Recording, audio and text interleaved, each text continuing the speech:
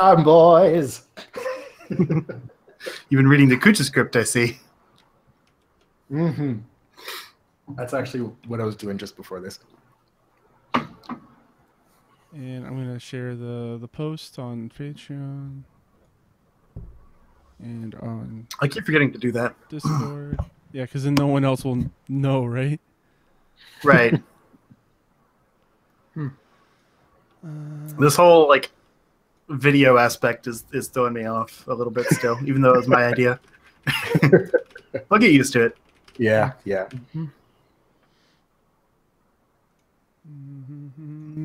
You guys want to ramble while I click on things? Fidget spinners are love. Rada. I will say that we have a lot of news, but I've got some opinions on all this Atari business. Yeah. So, Yeah. There's a lot of you might wanna, opinions like, about hold that stuff. There's a lot of opinions about a lot of these topics today, I can tell. Yeah, but like there's multiple Atari topics, and everything Atari's been popping up lately. So I just feel like that's going to be a bigger discussion than just like on the news side. Because like there's also the new Blade Runner trailer, and Atari is branded on that just like the first Blade Runner. It's like they're trying to get their name out there again. Hey, we're still relevant. Well, it's just a licensing thing. It's not really back. Right. It's not Atari, but again, I won't get into all that right now. Just saying that I do have. What are you talking about? I It's the Atari right there. Like the symbol is right there. Okay. Just like crap. What is it? THQ Nordic is actually THQ. Yeah. Obviously, because if you have the name, you are that thing. Yeah. Nordic sounds cool though. All right, guys. Hey, everybody. Welcome to the Charge Shot Gamescast. You got your host here, Thomas. You also have Justin. Hi. Yeah, no one's getting titles this week. We have Lo. Hey, everyone. Taking away your hand. And you also got the self-proclaimed Marvelous One, Ben, because like his actually stays with him wherever he goes. Fighting game. Maybe biased. Well, I was ruined my intro, but I was going to just say fighting games are great. So I'm going to say. Yes, they are. Fighting games are great. So today we have with you a jam-packed show of news, and I got a Switch. Ooh. Yay.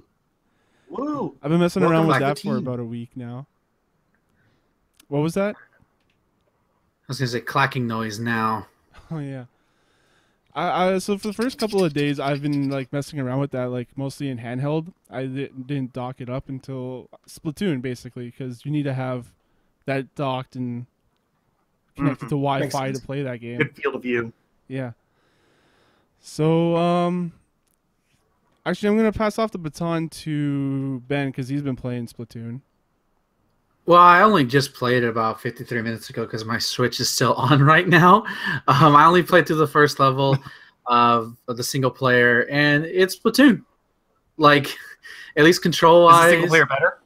I mean, it's pretty much the same from Splatoon 1. You go through an area, you shoot down. So, I mean, I've only played the first level, which is pretty much your tutorial, your more advanced tutorial than the tutorial is. I do like that Marie? One of the Squid Sisters. Marie, yeah. Sorry, my internet Mexican wants to call her Mary. Marie is there, and like she's like, fuck, do I want to say spoilers for Splatoon 2? I don't even know. She's Probably there. not. Like she's much she, like in the last game they had this old dude as your guider.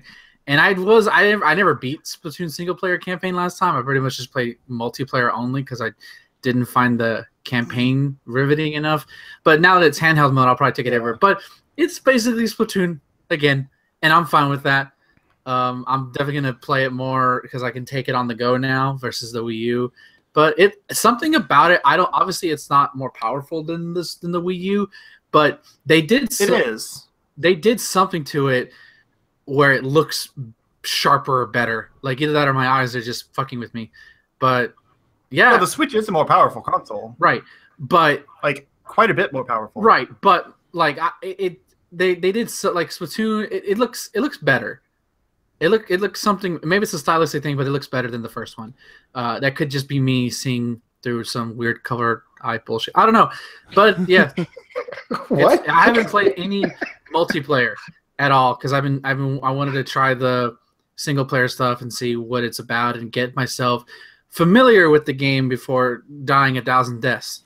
Yeah, I've been playing it basically all day today, pretty much, or at least trying to, anyways. So I didn't even realize there was a single player in this game until I saw someone else play it for a bit, and they went off and did the single player stuff. I was just doing multiplayer matches because they didn't even like really talk about it. It was like, oh, there's a random person like sitting in the sewer over there. I'm like, okay, well, I don't really care about that person, so I'm gonna go do these online matches. Just sitting Yeah, in the sewer, first huh? game was like just basically a structured tutorial. Yeah. This one looked more like an actual adventure where there's like puzzles to solve and things like that. Yeah. So I was kind of more interested in it, but I haven't heard much about it. Yeah, there's not really too much to it. You do a couple levels, solve a couple puzzles, and like it's kind of straightforward. It is not really too much to it. There's a couple boss battles I saw, which I'm going to be doing next. I think that's the next mission I have. But the online multiplayer is fun when I'm able to connect and get into the game. But that it has nothing to do with the game itself for the multiplayer. It's mostly just my situation, like my room. Apparently, it's really bad Wi-Fi for this Switch because I can barely even connect to the eShop. So I'm in the middle of like putting the Switch downstairs now, and I'm like, damn it, I don't have it in my room. So Yeah. Yeah, I've read there's some stuff like there's the antennas in a weird place because there's people that have like opened it up and moved the antenna and suddenly they get way better reception. yeah, Huh. Interesting. It's just like how they packaged everything in there, just kind of left the antenna in an awkward position. yeah. So instead of having to play it on my TV up here, I have to play it on the projection downstairs. So it's just in a worse spot for me to like if I want to group up with Ben, I need to like figure out a way to have a computer down there and have a headset hooked up. Which I'm not gonna You get could always that. use the Nintendo app. God damn it! Did you see that you have to keep your phone on constantly in order for that app to keep working? That's, Like you have to have the screen awake and everything too. Yeah. Just I would rather just No, it's Nintendo like- say screw it. Like we're not doing voice chat this gen. Fuck you. So, Or Yeah, you could they just pull did up Discord on your phone. Yeah. If Nintendo just decided to not bother with that kind of service, like I feel like not a lot of people would like just not really be that upset about it. yeah, I don't know. It's so dumb. I think the problem is that it's the voice chat part because like it sounds like the Splatnet 2.0 part of the app is actually really cool. Like the stuff you can do as far as like tracking stats and stuff like that. But then like the actual grouping up and using voice chat, like that part is terrible. yeah. So I feel like they could have just had like a supplementary app that, you know, like syncs all your friends together and stuff like that and had like, I don't know, somehow they create a deal with Discord or something. So like you can use their voice chat servers. Like you group up and then it kind of like takes all of you out to Discord. Like you become friends with each other automatically, puts you in a special like Nintendo Switch group or something. Yeah. I don't know. They can make it work somehow, even if it's not Discord specifically, but like something that's already established instead of creating something entirely new and trying to make it work. But then have the Nintendo app itself just be for like tracking friends and games and you know, like put Miiverse in there. Like actually have like a text chat thing and included in it. So you can be like, hey, what are you playing? And like, how is it? And then when you want to voice chat, just kick it over to something else. Producer's note: I'm hearing echo, so turn on your volume, guys. Yeah, the last time that happened, like I actually was right about it, and it ended up being a little bit better to edit later on. Oh, nice. Yeah, so I've been playing a lot of Switch. I've been playing Snake Pass. That's a pretty cute, fun game. It's a little bit difficult to get your mind wrapped around the controls for a bit because you're moving as a snake, so you have to like wiggle yourself back and forth to move faster. Get that snack wiggle. Yeah, and then there's also the coiling. The coiling is like really, really cool. Like I really enjoy the movement and the momentum of coiling around something and wrapping up and going around. The checkpointing, I don't know. The checkpointing is a little bit difficult. Like the way I like to play platformers is I like to suicide dive to collect an item. But if you do that, like it doesn't give it to you, so you have to go and do it again and then come back without dying. So. There's a couple of moments where like I'm just dangling off an edge. I'm like, man, this is really difficult to get back. Like you have to climb through this whole thing, so I just like jump off, and then it's like you don't get the reward. So I don't know. That's kind of I like that. It's kind of clever, but I also don't like it because it's freaking hard. So Yeah, the movement elements of that game have kind of been turning me off from it. I was interested before it came out, and then I heard about how like difficult it is just to control in a good way. But I'm just like, I don't have time for that. Yeah, I don't know. It's one of those things where like I can bang out a level like every like 30 minutes or so. So I'm like 30% of the way through and I'm done one world. So it's probably not that long either. But I don't know. It's an enjoyable indie game. And there's not really much else on the Switch for me right now. I've been playing a lot of that Mighty Gunvolt burst thing. Cool. I still don't know the name of it completely. Mighty Gunvolt Burst. There, okay, I had it. Yeah, that's a really good game. Yeah, I'm really enjoying that one. Yeah. I know Justin talked about it a little bit a couple weeks ago, so I figured I'd check it out. Why not? And it's basically like a Mega Man game. The worlds are kind of like the same thing, where you have like ice and fire, and they get really creative with it. Because I was looking at some of the powers, and I think radio, like there's a radio world, and the power is press, and then you see like what is it, a government world. And so, like, I'm like, oh, so I wonder if like the press is like gonna be the weakness for the government. So I actually didn't think of that. I thought it was press as in like push down. Oh, well, I thought it was radio because it's like press, right? That's very possible actually, because there's like a lot of them are movements. There's like obviously fire, electric, whatever, but then there's like smash and impact. Slice, and I think a few others that are kind of just like actions. So I thought it was just like that, but you might be right. I don't know. I like the customization element of it too. It's pretty cool. You can change up the way your guns work. I'm kind of just enjoying the straightforward dart, just shoot a bunch at a guy and switch up the weaknesses. I also like the fact that like it rumbles a bit when there's a secret nearby, because I'm horrible at secrets, so it helps me out a bit. And they're really well hidden. Yeah, well, some of them are. Some of them are you just shoot at a wall, and then there's a thing there. Well, yeah. But it's like you have to know what wall to shoot at, and it's kind of just, it seems pretty random. Yeah. So yeah, I've been playing that, enjoying it. I just finished off the ice world. I think I went military, mines, then ice. I don't know if that's like a correct order or whatever, but that's the order I went in. The order is kind of confusing. I had to look it up, and then I still forgot. It honestly doesn't matter that much. Like, once you get strong enough, you can go in there. I was doing some runs that were like 10 or 20 deaths, and then I would go in there the second time, like with, powered up and everything, and have no deaths and almost a flawless run. I think it's not bad at all. I think those worlds are meant to be replayed, because I think after every time you finish one, it gives you a different ability or pickup or power up. I didn't really notice that until maybe the second level I completed, because I just kept hitting A and then I noticed that you can choose between CP points, which is your customization points, or your power-ups that you can pick, and I ended up picking the CP points for the first world by accident. So they're useful though, because you're going to get more stuff than you have points for very quickly. Yeah. What else? I also played Puyo Puyo Tetris. Pretty much been playing the Tetris part of that. There's a story mode. It's kind of very anime girly thing. They pop Puyos and then they teleport randomly, and they ran into this dude that plays Tetris. So it sounds like anime. And like all the shapes are people, aren't they? I haven't gotten that far. They have like personalities. I haven't gotten that far into it.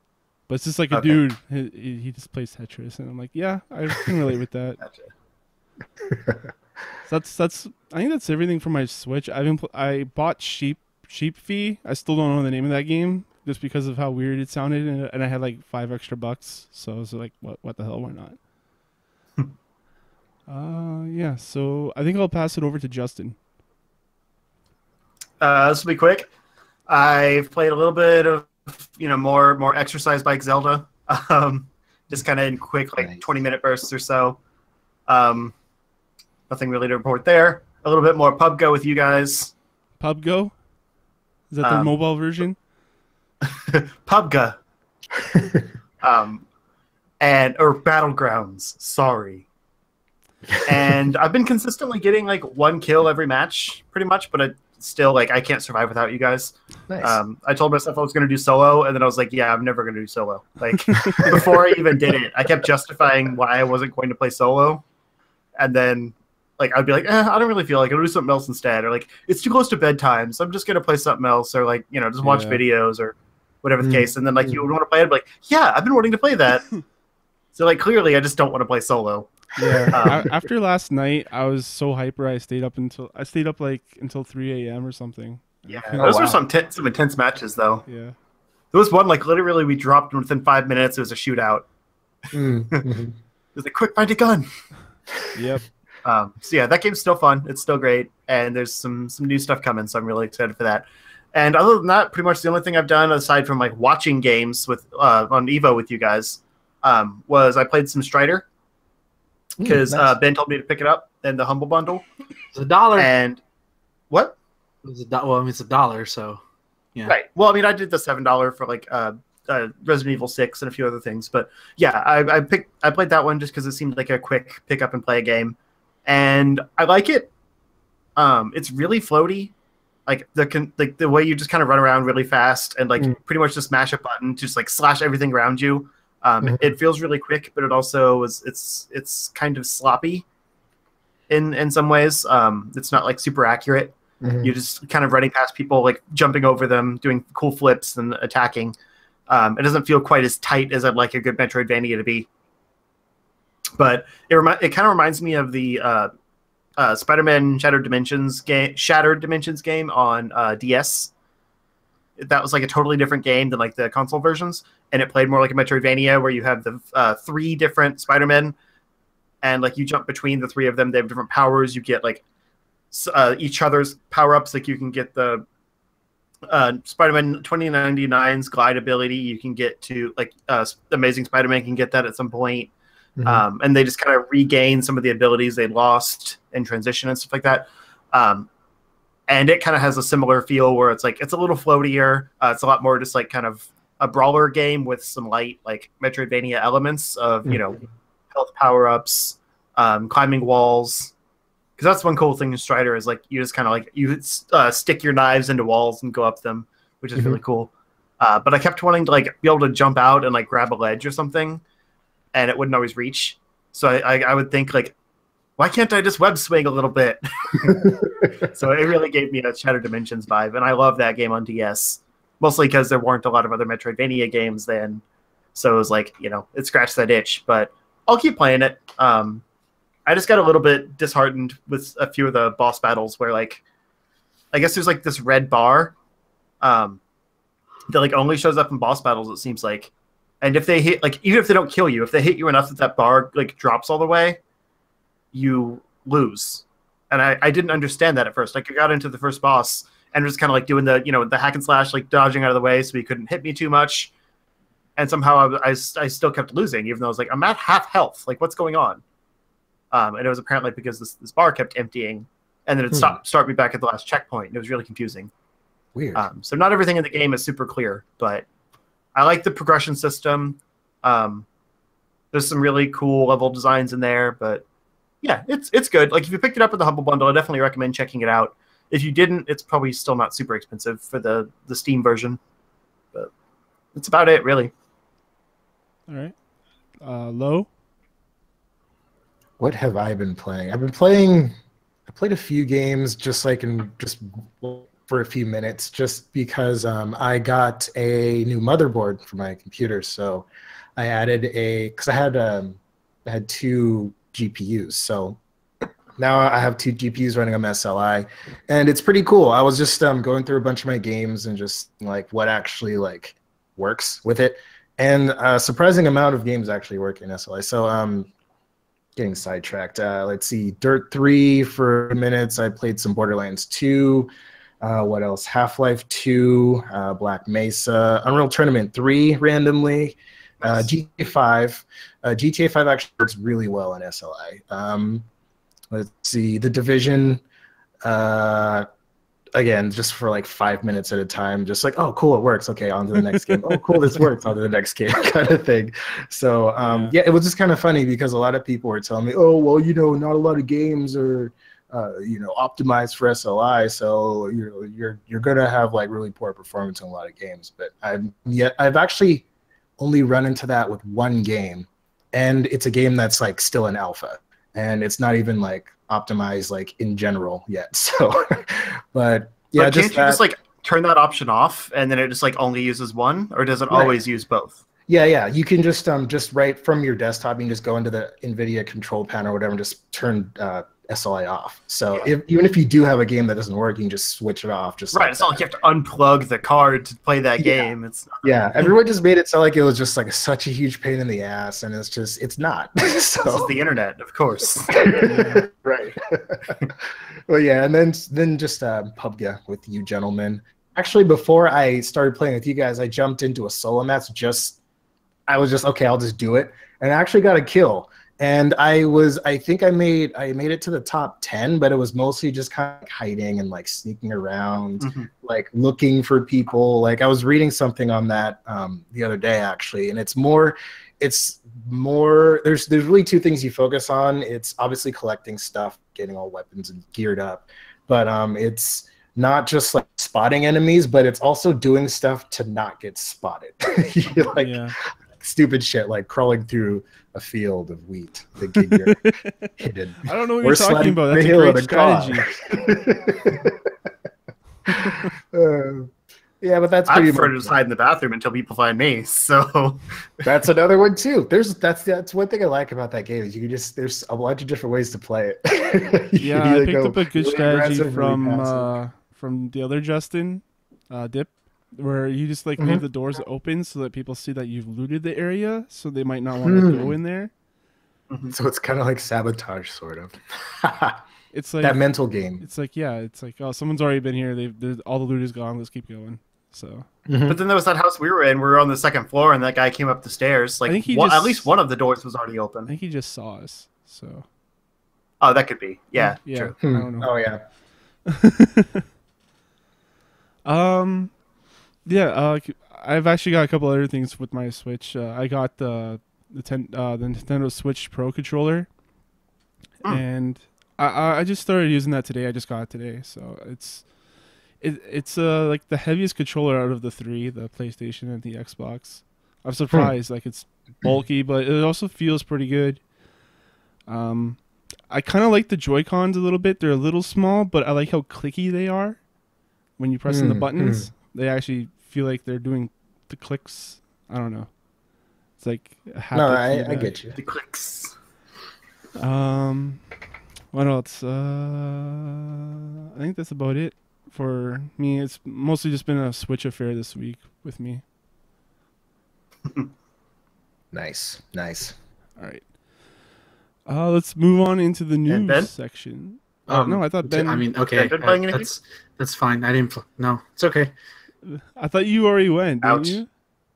No, I kind of just talked about Splatoon with you. That was about it. Well, what else have you been up to then?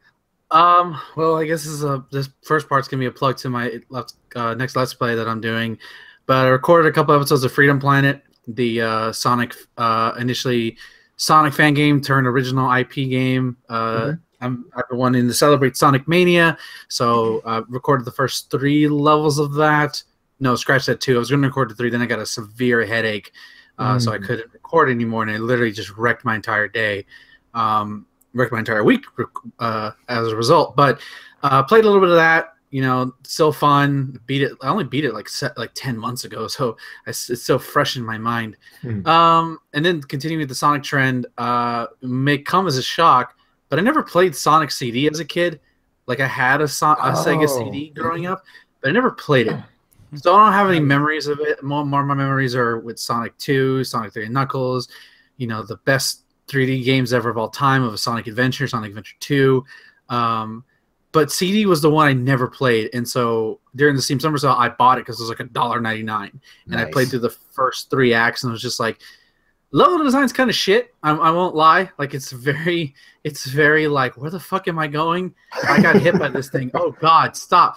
But it's so pretty, and the music is so fun and upbeat. I'm playing on the Japanese soundtrack. Because actually in the Steam version, you can switch between the Japanese version, the American version, and I've sweet. heard that the Sonic CD Japanese soundtrack is pretty damn good. So I'm playing that. You know, it's pretty cool. Like I kind of like how it opens up in an animation sequence of Sonic running through, like just pure FMV, which is like Mm-hmm. I don't know when Sonic CD came out, like 90. It had to be like 94, right? 95. It had to be because the Saturn came out in 95. Right though. But like just seeing like a full on cartoon Sonic in the video game, he doesn't talk or anything, but it just looked really cool. And and I just got to a sequence where you're running and all of a sudden you see Amy in the second or third act and it's like, Amy, what are you doing here? And you can't do anything there, and all of a sudden Metal Sonic just steals him. I'm like, wait, what just happened? Get back here. Like it incorporates little story elements. I don't. When was Amy introduced? Sonic CD. Sonic CD. Yeah, it's her Oh, debut. okay. CD I was released. gonna say, I did. CD released in '93, and Sonic the Hedgehog 3 released in '94. Oh, okay. So before then. Okay. Okay. But I mean, like, I don't really know how the whole past and future thing works, because like you'll hit certain posts that say future and they'll say that in robotic voice, and if you run Back to the Future style straightforward really fast, you go into the past or the future depending on which sign you hit. And I don't really know how that works with the overall gameplay mechanic. I'm kind of just playing it and just like I just want to go fast. And I've played Sonic 2 and Sonic 3 and Knuckles to death, so I wanted a somewhat new experience, and it's fun. And last but not least, I mean, I already talked about Splatoon 2, but I've only played that for a few minutes. I started up Persona 1 on the PSP. I bought it over almost 10 months ago at a retro video game convention that I went to in Arlington, Texas, which I will be attending this year. Hopefully, ideally, I want to go because I've been going it for 2 years in a row. And I bought it because I had heard so much about Persona, and I tried it, and it's definitely interesting. It's definitely interesting. Yeah. I don't quite understand it, how it works yet, but I'm gonna keep playing until I get mad. Is it the same thing as like the other Persona games? Because the only ones I've ever played is 4 and 5, where like you're a high school student, but there's also like this other thing going on. You are a high school student, but from my understanding, again, this is my first technical Persona game I'm playing. I'm not doing it because like it's first. I need to start the first one because I know they're all separate. It's the one you have. It's the one I have. Like technically, I've played a hybrid of it in Mirage sessions, but you're a high school student. But from what I understand, mechanically, it's very different than the other four. Really? In terms of how gameplay is, because it feels like just a traditional turn-based JRPG with some unique mechanics. Like there's a trading card sequence. Trading card aspect to it that I haven't gotten into. Those are the worst. Yeah, apparently it's according to people who are fans of the series, it's a lot more like Shin Megami Tensei, which again I never touched any of those games. Yeah, it's more like that than what Persona would eventually become. So makes sense. They're technically the same series. Right. And this is the beginning, so it's going to be different than what's currently. So what I would say is if you liked Persona 4 or 5, you may not like Persona 1, and that's okay, but I don't have a reference for any Persona game outside again, of the Wii U version that came out a year ago. But that's not like this at all. Like, there's some words I recognize, like, oh, so that's where it comes from. But outside of that, I'm giving my best. It gives a weird FPS version whenever you're in buildings. Like, you'll have an overhead for the map for your map of Tokyo. I think you're in Japan. And then when you're in rooms, you'll have like your party members split out, and you can talk to them. But when you're in hallways in buildings, it goes to an FPS point of view. That's so weird. Yeah, and you move like it's like you're only moving in one direction. And you have a mini map, but it's just like, this is weird. But like those old dungeon crawler games. It kind of is, yeah. It feels like it, but we'll see how it goes because I'm close to dying. But like I said, I'll keep playing until either A, I get good at the game, or I just get mad. And like, okay, like I did with Star Ocean earlier this year. I was just like, okay, fuck this game. I'm not playing this anymore. Seriously, Star Ocean, you suck. Wait, which one? The first one, the PSP. It has the most bullshit difficulty spike I've ever seen in a JRPG. I refuse to grind that high. I'm sorry. I'm done. But yeah, it's fun. Have you played Final Fantasy 2? I have that on the PSP, and It's I've beaten bad. Final Fantasy 1. I want to try it out. If I hate Persona, I may just go to Final Fantasy 2. Yeah. No, that's a game where literally you get better faster if you just hit your own teammates weekly rather than rather than fighting enemies constantly. Wow. What? Because you level up in that game, well, level up, quote unquote, by having things done to you, kind of like Morrowind. Oh. So like the more you attack, the more your attack goes up. The more you get hit, the more your HP goes up. The more magic you use, the more MP you get. Things like that. So it's basically a game where you just go find all the really low level enemies and hit your own teammates so that, if they hit you, you don't take much damage, but you can kind of control the damage output to your team and then just cure them constantly. So you're raising your MP, your attack, and your HP all at once. It's so dumb.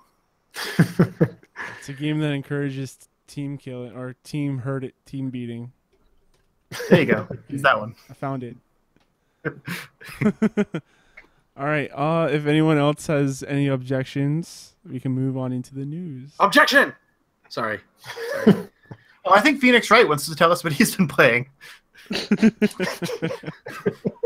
love those games, but I haven't played them in a while. I need to get back to them. But no, I'm pretty much done. I'm kind of done with that series. Like I was a huge fan of Phoenix Wright, but the latest one I'm just like not really feeling it. Yeah. I've only played the first two, and I really like them. Yeah. I really like them. They're good. They're good. I never got into any of those like DS created series, like Professor Layton, Phoenix Wright, Trauma Center, like any of that stuff it was all weird to me. Yeah. Phoenix Layton Wright was is pretty great. good. It's just puzzles. That's all that is. It was the best of them, but I just couldn't get into it. Yeah. All right. Newsy news tune. Okay, you do it. That's fine. I mean, you weren't doing it, so Thunder stolen. we have to do these live now. I I hadn't been given a transition. I did, but then we It's ended up true. taking it away, for some reason. Exactly. To talk about Professor Layton. All right. So Justin and Ben and I were hanging out in voice chat, checking out some Evo hotness, and so we got There's so much announced. Yeah, there's a bunch of announcements for fighting games this year. But I kind of want to talk about the event itself. Ben basically like shut himself in and like ordered pizza and chicken the whole weekend. Pizza and chicken. Breakfast of Champions. He just I like love watched Evo for the whole week. It was really cool. Like I enjoyed hanging out with you guys and watching some high level play of fighting games. Yeah, it was fun. For what little bit I got to hang out. Yeah. So Yeah, you missed the Smash Brothers finale. Like it had one of the craziest endings. That's like the main thing I wanted to see. yeah, your boy Zero lost, so that's kind of a bummer. Yeah, and apparently he was Yeah. really salty about it too. Yeah. I heard he got like a Deactivated lot his of Twitter for a while. he got a lot of hate, and then he just like deactivated his Twitter and then came back on. Yeah. No, but according to people like at the event, he was really salty about that he lost a Bayonetta like that. Yeah, well, when you lose and you're the favorite to Yeah. win, you like, I don't know. Yeah. Emotions run high in competitive sports. Absolutely. Right. All right, so I actually want to kind of talk about Street Fighter V and when. So that was being broadcasted out to Disney XD and ESPN, and there's a story here that ESPN kind of like suggested or forced what's his name, Kazunoko to change his Cammy outfit because like if no one knows, Cammy's default outfit is pretty revealing. She wears basically like a unitard, and she shows us It's all up in her butt. Yeah, dude, I think there might be some camel toe on the Japanese version. It probably is. I mean, in the original beta version, like it wasn't like cameras right there, but you could see her crotch, like where the camera was, and then they patched it out before the like it was one of the first things to come out. So, yeah. Those crazy Japanese. But it's funny because that's been her same default since like the beginning of Street Fighter. Right, but it's on ESPN2 now, and Right. this and I'm pretty. I don't know if you were going to mention this, Thomas, but this happened last year with when Evo when Street Fighter first turned on ESPN2, Armika, just Google Armika Street Fighter 5. She's a wrestler character. She has a pretty revealing outfit, and Fudo, who is the player who was playing as her, had to change her from her default costume to her story mode costume, where she's a lot more covered up. So, yeah. So it's just because it's on ESPN, and that's why I was kind of hoping that the character Laura, who is a Brazilian, and I kind of wish somebody would have made it in top 8 as her character and put her, because there's a costume she just wears a bikini. That's it. Or just like a shirt. She's just wearing a shirt and like really short shorts. I really wish that would have happened. So, and then of course they would have changed the costume change, but it would have been hilarious. But I'm thinking, did nobody tell him to not put on the default costume? I figured they would have told him that before the match started. Right. There should be the regulations. Yeah. Like do's and don'ts of Street Fighter or any game, really. Yeah. Well, just because it's again, if it was on Twitch stream only, it would have been fine. But because it's on ESPN2, that's the only reason he had to change it to the Capcom Pro Tour costume from last year. Yeah, when you're going out into mainstream, you need to follow some certain rules.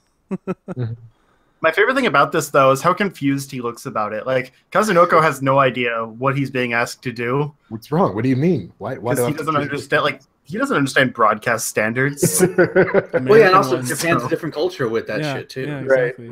Right, exactly. I like watching that's why it's funny. The difference in the video, because, like, in the Twitch stream, it's showing, like, Cammy's character or whatever, but in the ESPN one, they cut away from it whenever they can. Oh, really? Wow. Yeah. Why? Let's just cut away from the main once event. the fight is over, they cut away from it and show like just the competitors talking or whatever. But on the Twitch stream, they like show off like Cammy's like win animation or whatever. Like it's funny how they handled that. Because I mean, it's a live show. They're probably getting yelled at constantly of like, you can't show more than 5 seconds of this at a time. Like we're gonna get flagged by the FCC, and but it's all just dumb political stuff. You can't show that hashtag anime booty. All right. Bring this back over to Super Smash. I can't remember if this was revealed during the Smash. It must have been because you were there, right, Justin? When there was a game called the game Combat Arena. I think that's the name of it, right? By Icons Combat Arena. Icons. It's such an iconic name. I don't see how you can forget it. Yeah, so this is basically like a Smash clone made by Wave Dash Games. They basically have made Smash Brother mods in the past. I don't think they released a release date for this game, did they? Maybe next year. Fall. Doesn't look like. It's gonna be free to play, so it's not. It's probably just gonna show up someday. But. Yeah, like they all do. I like that. Yeah, but it looks I don't really know. good. I wasn't really impressed on. Open beta starts this fall. Open beta, all right. So you can sign up for open beta for this game. I don't know. I wasn't particularly impressed. It just looks like a Smash clone. We've seen a couple of these. We played a few of these. I don't know. Brawlhalla. It looks like a convincing Smash clone just from the gameplay footage I've seen. I think the main issue they're going to run into is like, they made Project M. Like basically they stripped all the assets from Smash Bros, like put it into their own modified engine, and then like built some new assets from the ground up for, Project M specifically. Put base code of Smash Bros Melee or Brawl. So with this, very similar to Smash Bros. It kind of seems like they're using that same Project M engine, which means their engine is based on Brawl.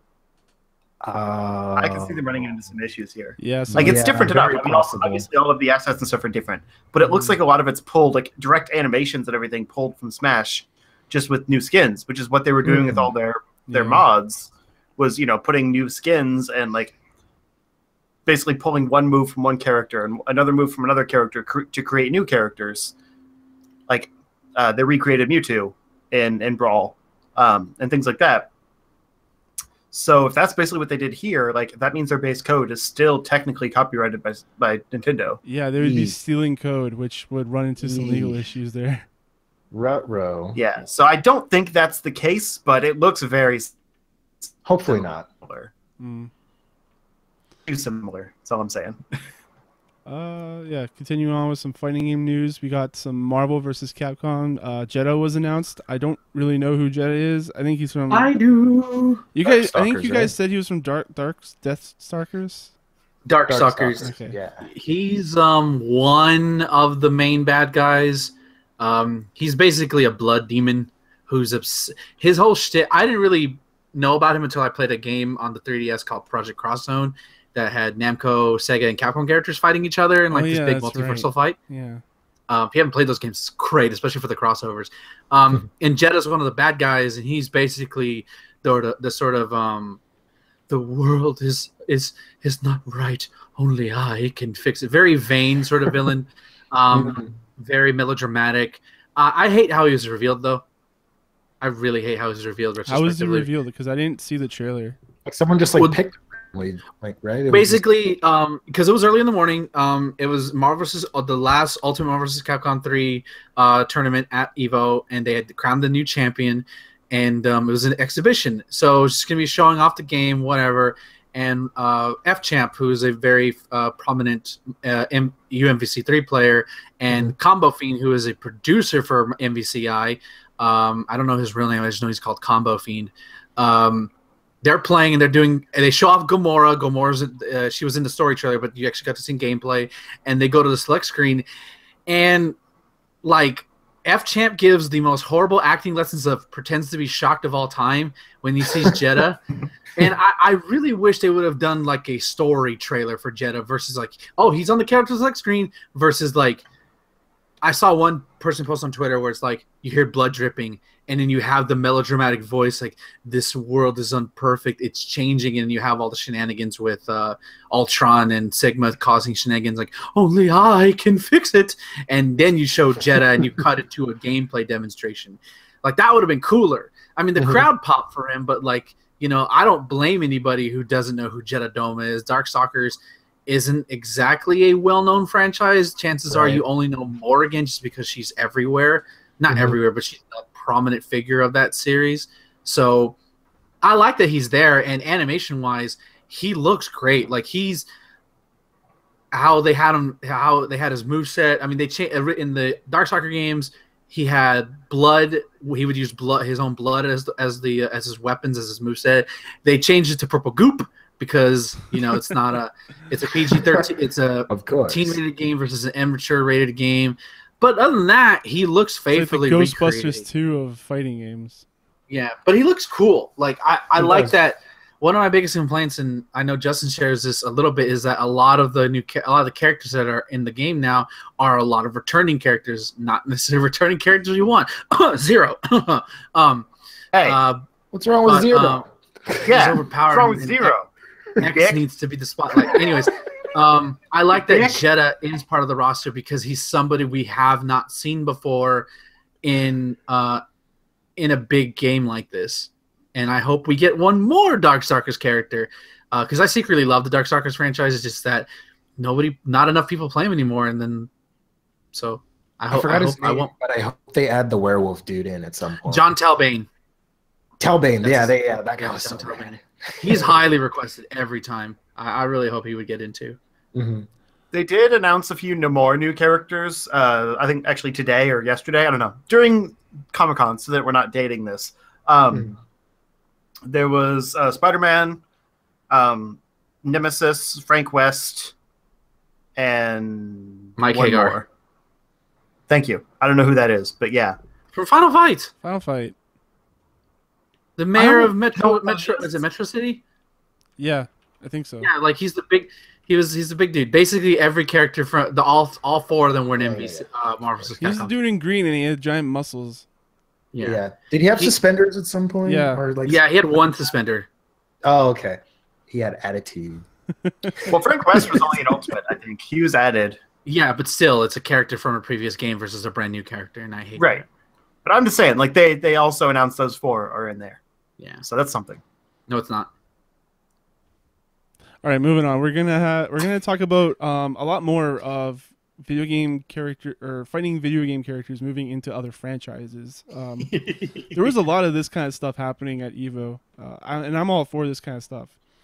But there's one project in particular that like is kind of doing this, and it's called Blaze Blue or BlazBlue. I still have no idea how to pronounce this damn game.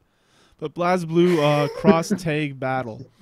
So this is a new game or the next game coming from Arc System Works.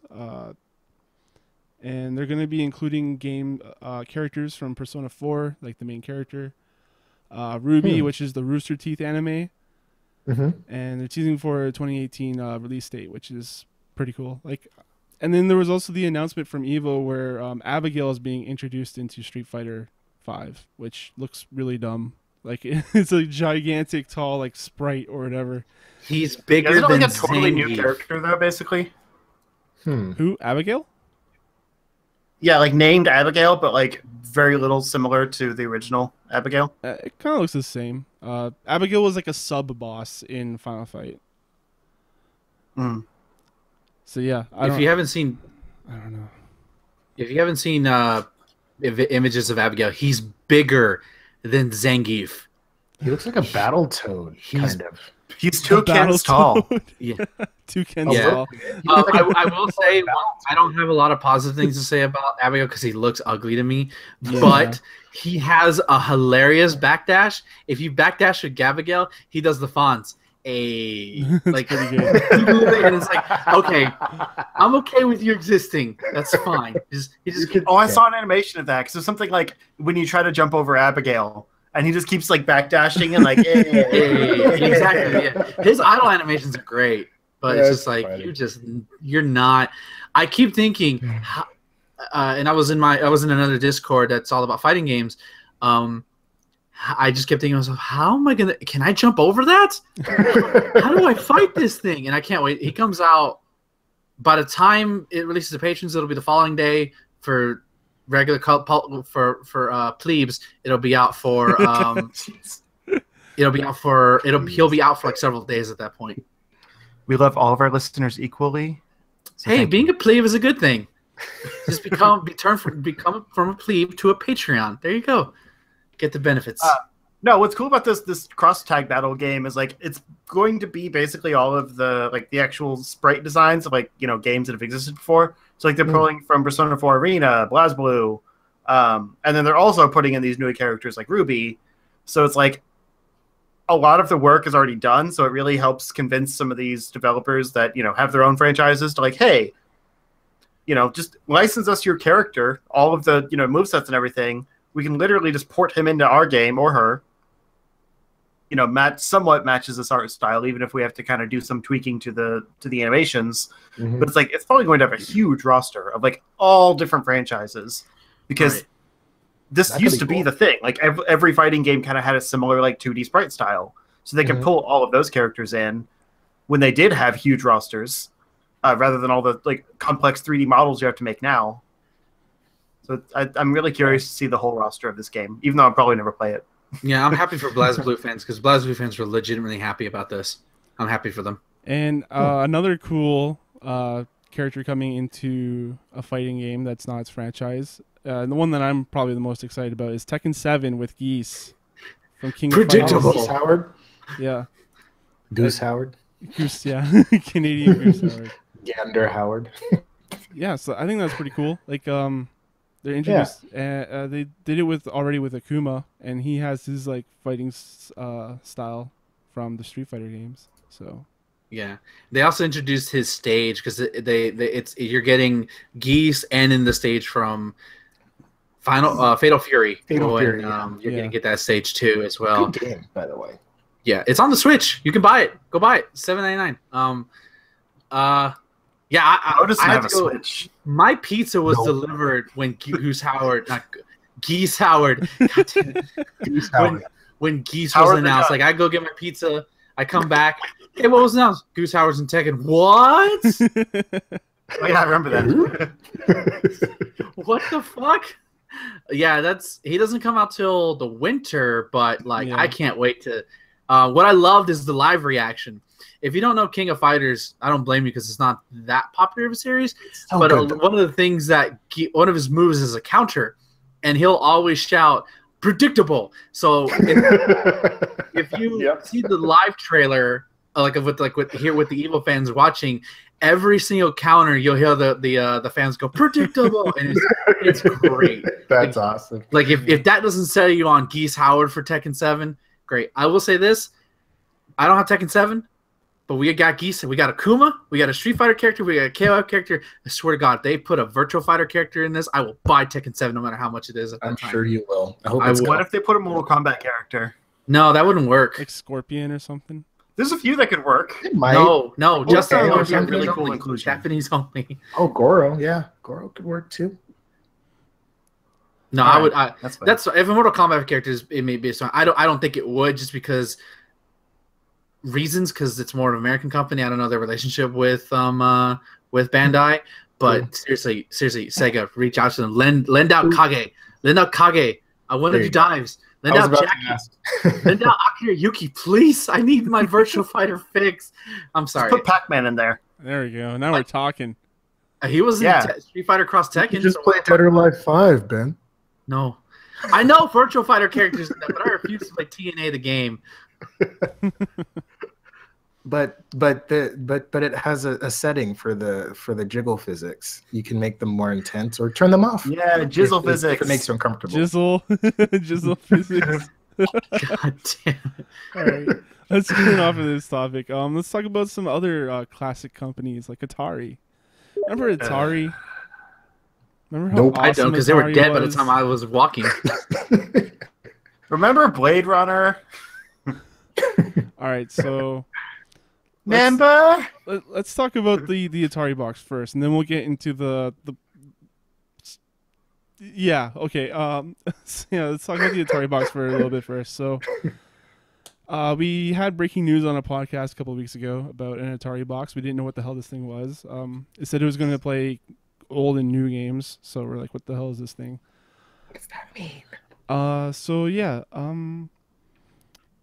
Apparently that Atari box is reported to be crowdfunded. So they're looking for crowdfunding for this thing.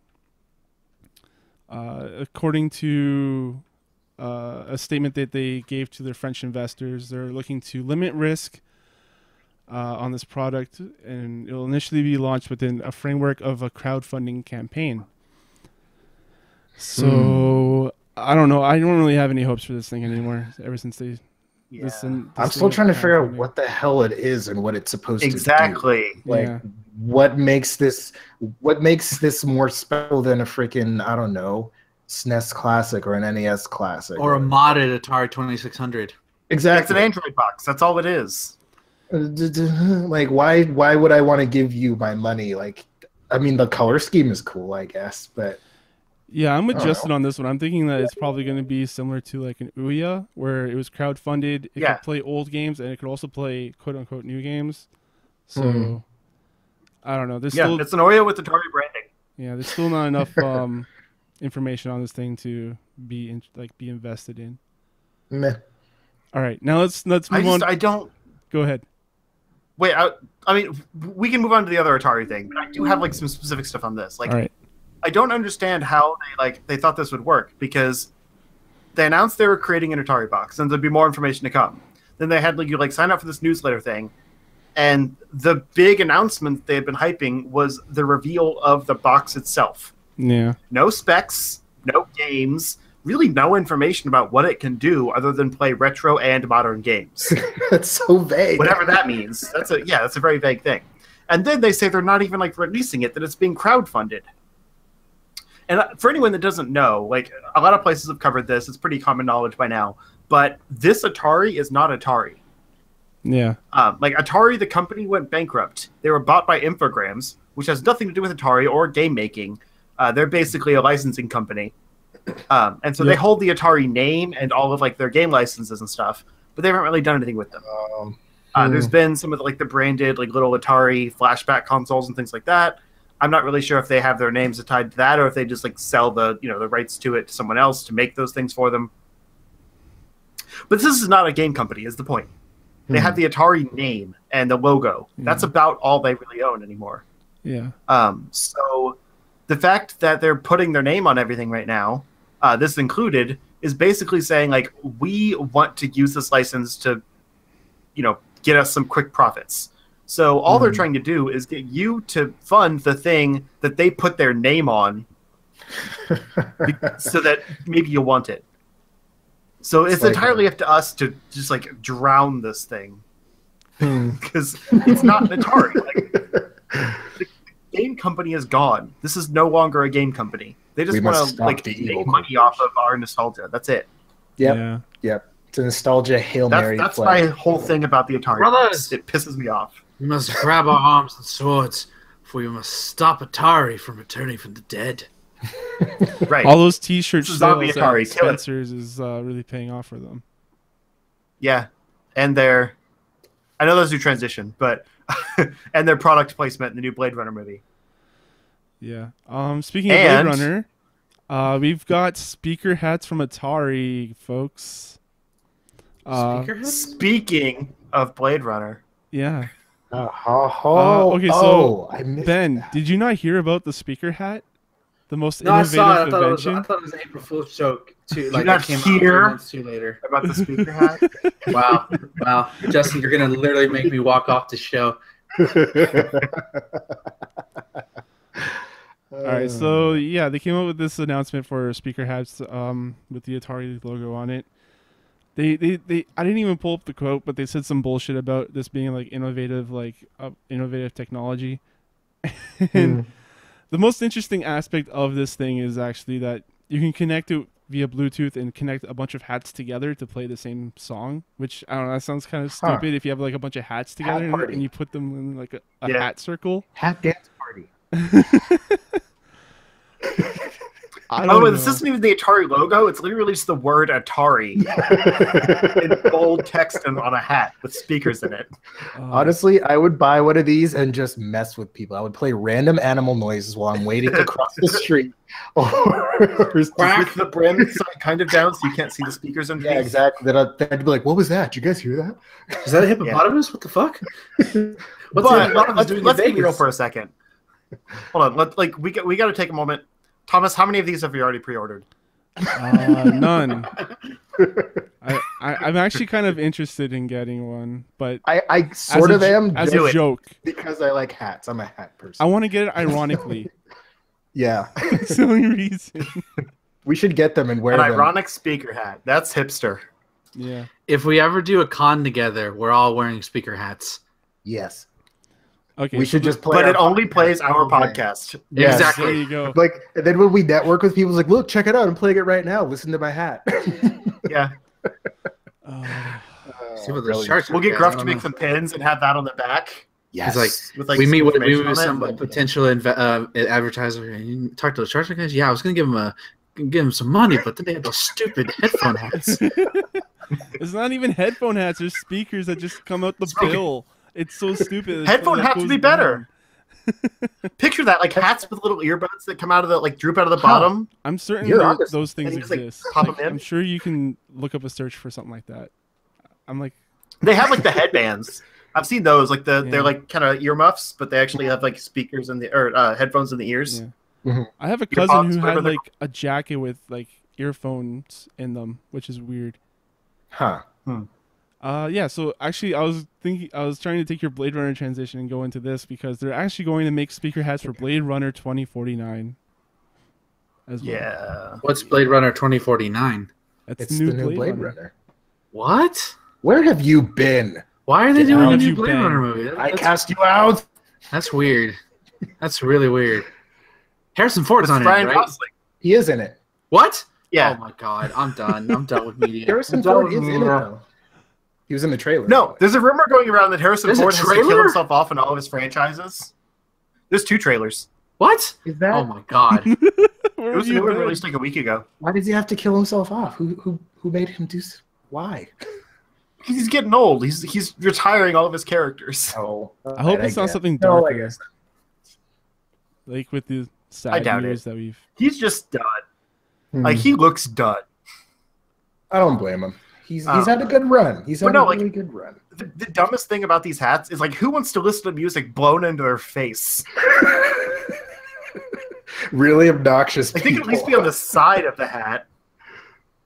No. It's from the bill. It's so stupid. You know what? That's why I would play duck noises. Just random duck You have to be noises. really careful with these hats because you can't bend the bill. You have to keep it. You have to keep it flat. Are you a bill bender? Do you bend your bills? When I have anxiety or something and I have my hat, I usually bend it. Mm-hmm. Is that a new avatar? The Bill Bender? The bill beat bender. me The to bill it. bender. It's the new superhero from CW. Liar. Oh no! Liar. I fold all these Hats. dollars. How do we fold all these dollars? I'll save you. Oh, it's the bill bender. I'm thinking hats, but I guess it's all bills. You could like take, you know, like the government petitions or whatever. Or, I'm trying to think of another word for bill, but I can't think of one. The bill on becomes Government Hill.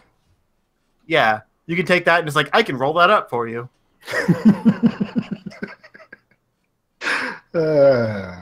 We have to. Yeah, Avatar, the that last way in bill bender. World. Oh, there you go. Last The last bill bill bender. It's the secret art of bending. The secret bending art. The lost art of something. It's like the people that fold dollars into cranes, Yeah, there you go. Origami? except way dumber because it's only speaker hats. Oh man. But I like this. It says Atari also promises a fundamentally new social audio experience with multiplayer mode. That's the thing you were talking about. But seriously, a fundamentally new social audio experience? Fundamentally new. Go What about home, you? Atari. You are drunk. I don't know. Fundamentally Honestly, I'm gonna be an old man. Anybody who plays their music out loud and not have headphones on, you're an asshole. Yeah. Yeah. Freaking plug your headphones and turn your Bluetooth on. I want to hear your shitty tasting music. Even if it's good music, I don't want to hear. I don't want people walking around with their phones out with music playing. Like I used to be on the. I used to take the bus every day, and that's like I had assholes come on like that all the time. Yeah. I kind of wanted you to know just this is throw gonna be the new headphones at thing. them and just be like, take my headphones, you asswipe. I remember in high school there was one kid. He had this backpack that had speakers in it, and he would always blast the worst music in between class. And I'm like, oh, I hate you. That's like the movies Say Anything. Like, it's a really cool scene. You know, he holds the boombox over his head to get the girl, but all his neighbors must have hated him. Yeah. Oh man. All right. But no, this is going to be the new awful thing that all the It kids is. want, just to be The disruptive. new awful thing. We're calling it right now. Mm-hmm. Logan Paul, we're ready for you. I wonder if I can get these and bring them into work. We're gonna start a war. You're gonna start a war. Don't do You it. work for a sound company. Maybe don't. Don't do it. Well, my clients are, so I don't know.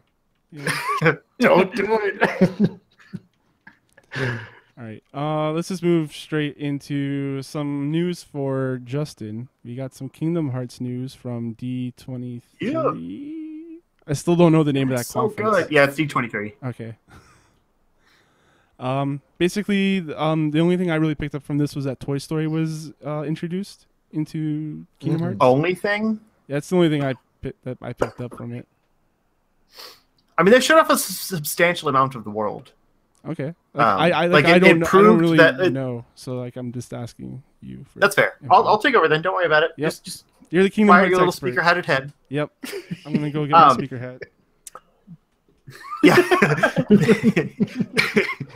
They showed off the Toy Story world, and it is really goofy hearing Woody and Buzz with Japanese voice acting, but I'll get over it. I want to know if they're actually going to get Tim Allen and the other one back. Probably. God, what's his name? Tom Hanks. I just blanked. Tom Hanks. Thank you. American treasure. Tom Hanks. I know. I'm sorry. They could just get his son Colin. It's fine. Stop. They're No. basically the same person. You do not diss my dad like that. Anyway, yeah, they showed off this world, and it looks really cool, and it proved a few things about the game that they've been kind of hinting, that there's probably going to be less worlds, but they're going to be bigger and more open. Like they showed them like getting out of Andy's room and like exploring the neighborhood. So like it's not like some, just kind of closed off little area that you're in. Like you're in the neighborhood. Like you probably just walk straight to where you're going next, which apparently is a toy shop in this one. And they showed Sora and his friends like getting into these like these toy mechs, which proves another thing that each world is going to have its own like unique mechanics involved. So in this case, it's like a first person like kind of mech shooter mode where you're in this big open toy store and you're like shooting down all the other toy mechs, which looked really cool. And yeah, there was an interview that kind of had been talking about like the different things that'll be in like each world, but they only showed off the ones in this, just kind of explain, hey, there's going to be other things that are unique to the other worlds. But yeah, that means that so far we have, of course, like the starter, like Twilight Town or whatever, that was shown in that first trailer in like 2013. And then Tangled World, Big Hero 6 World, and Toy Story World.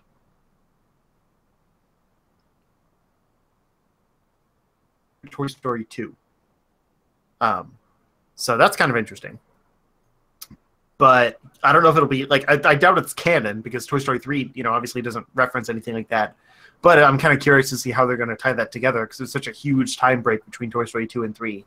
Mm-hmm. I really want to know the actual story they're going to tell, and hopefully it's not just like, hey, the toys are fighting Heartless. Andy becomes an anime fan. That's what it is. Apparently. Because these are some pretty weeaboo toys. Mm-hmm.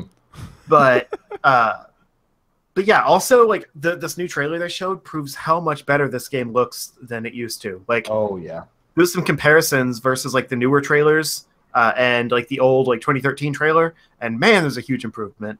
But also there was a side by side between the original Toy Story movie and this game, and like the toys in this game look better than the actual like CG movie animation from the original Toy Story, and that's just insane. About how far we've come. Mm-hmm. So yeah, there's a lot of like kind of small hype moments in that. They also showed a little bit more of the Olympus world, which I forgot. Yeah, that's another world. They actually have like a full Olympus world rather than just a Coliseum. Yeah, Thieves kind of more like Kingdom of Distress. Yeah, and it looks really cool. There's like a big like colossal boss monster.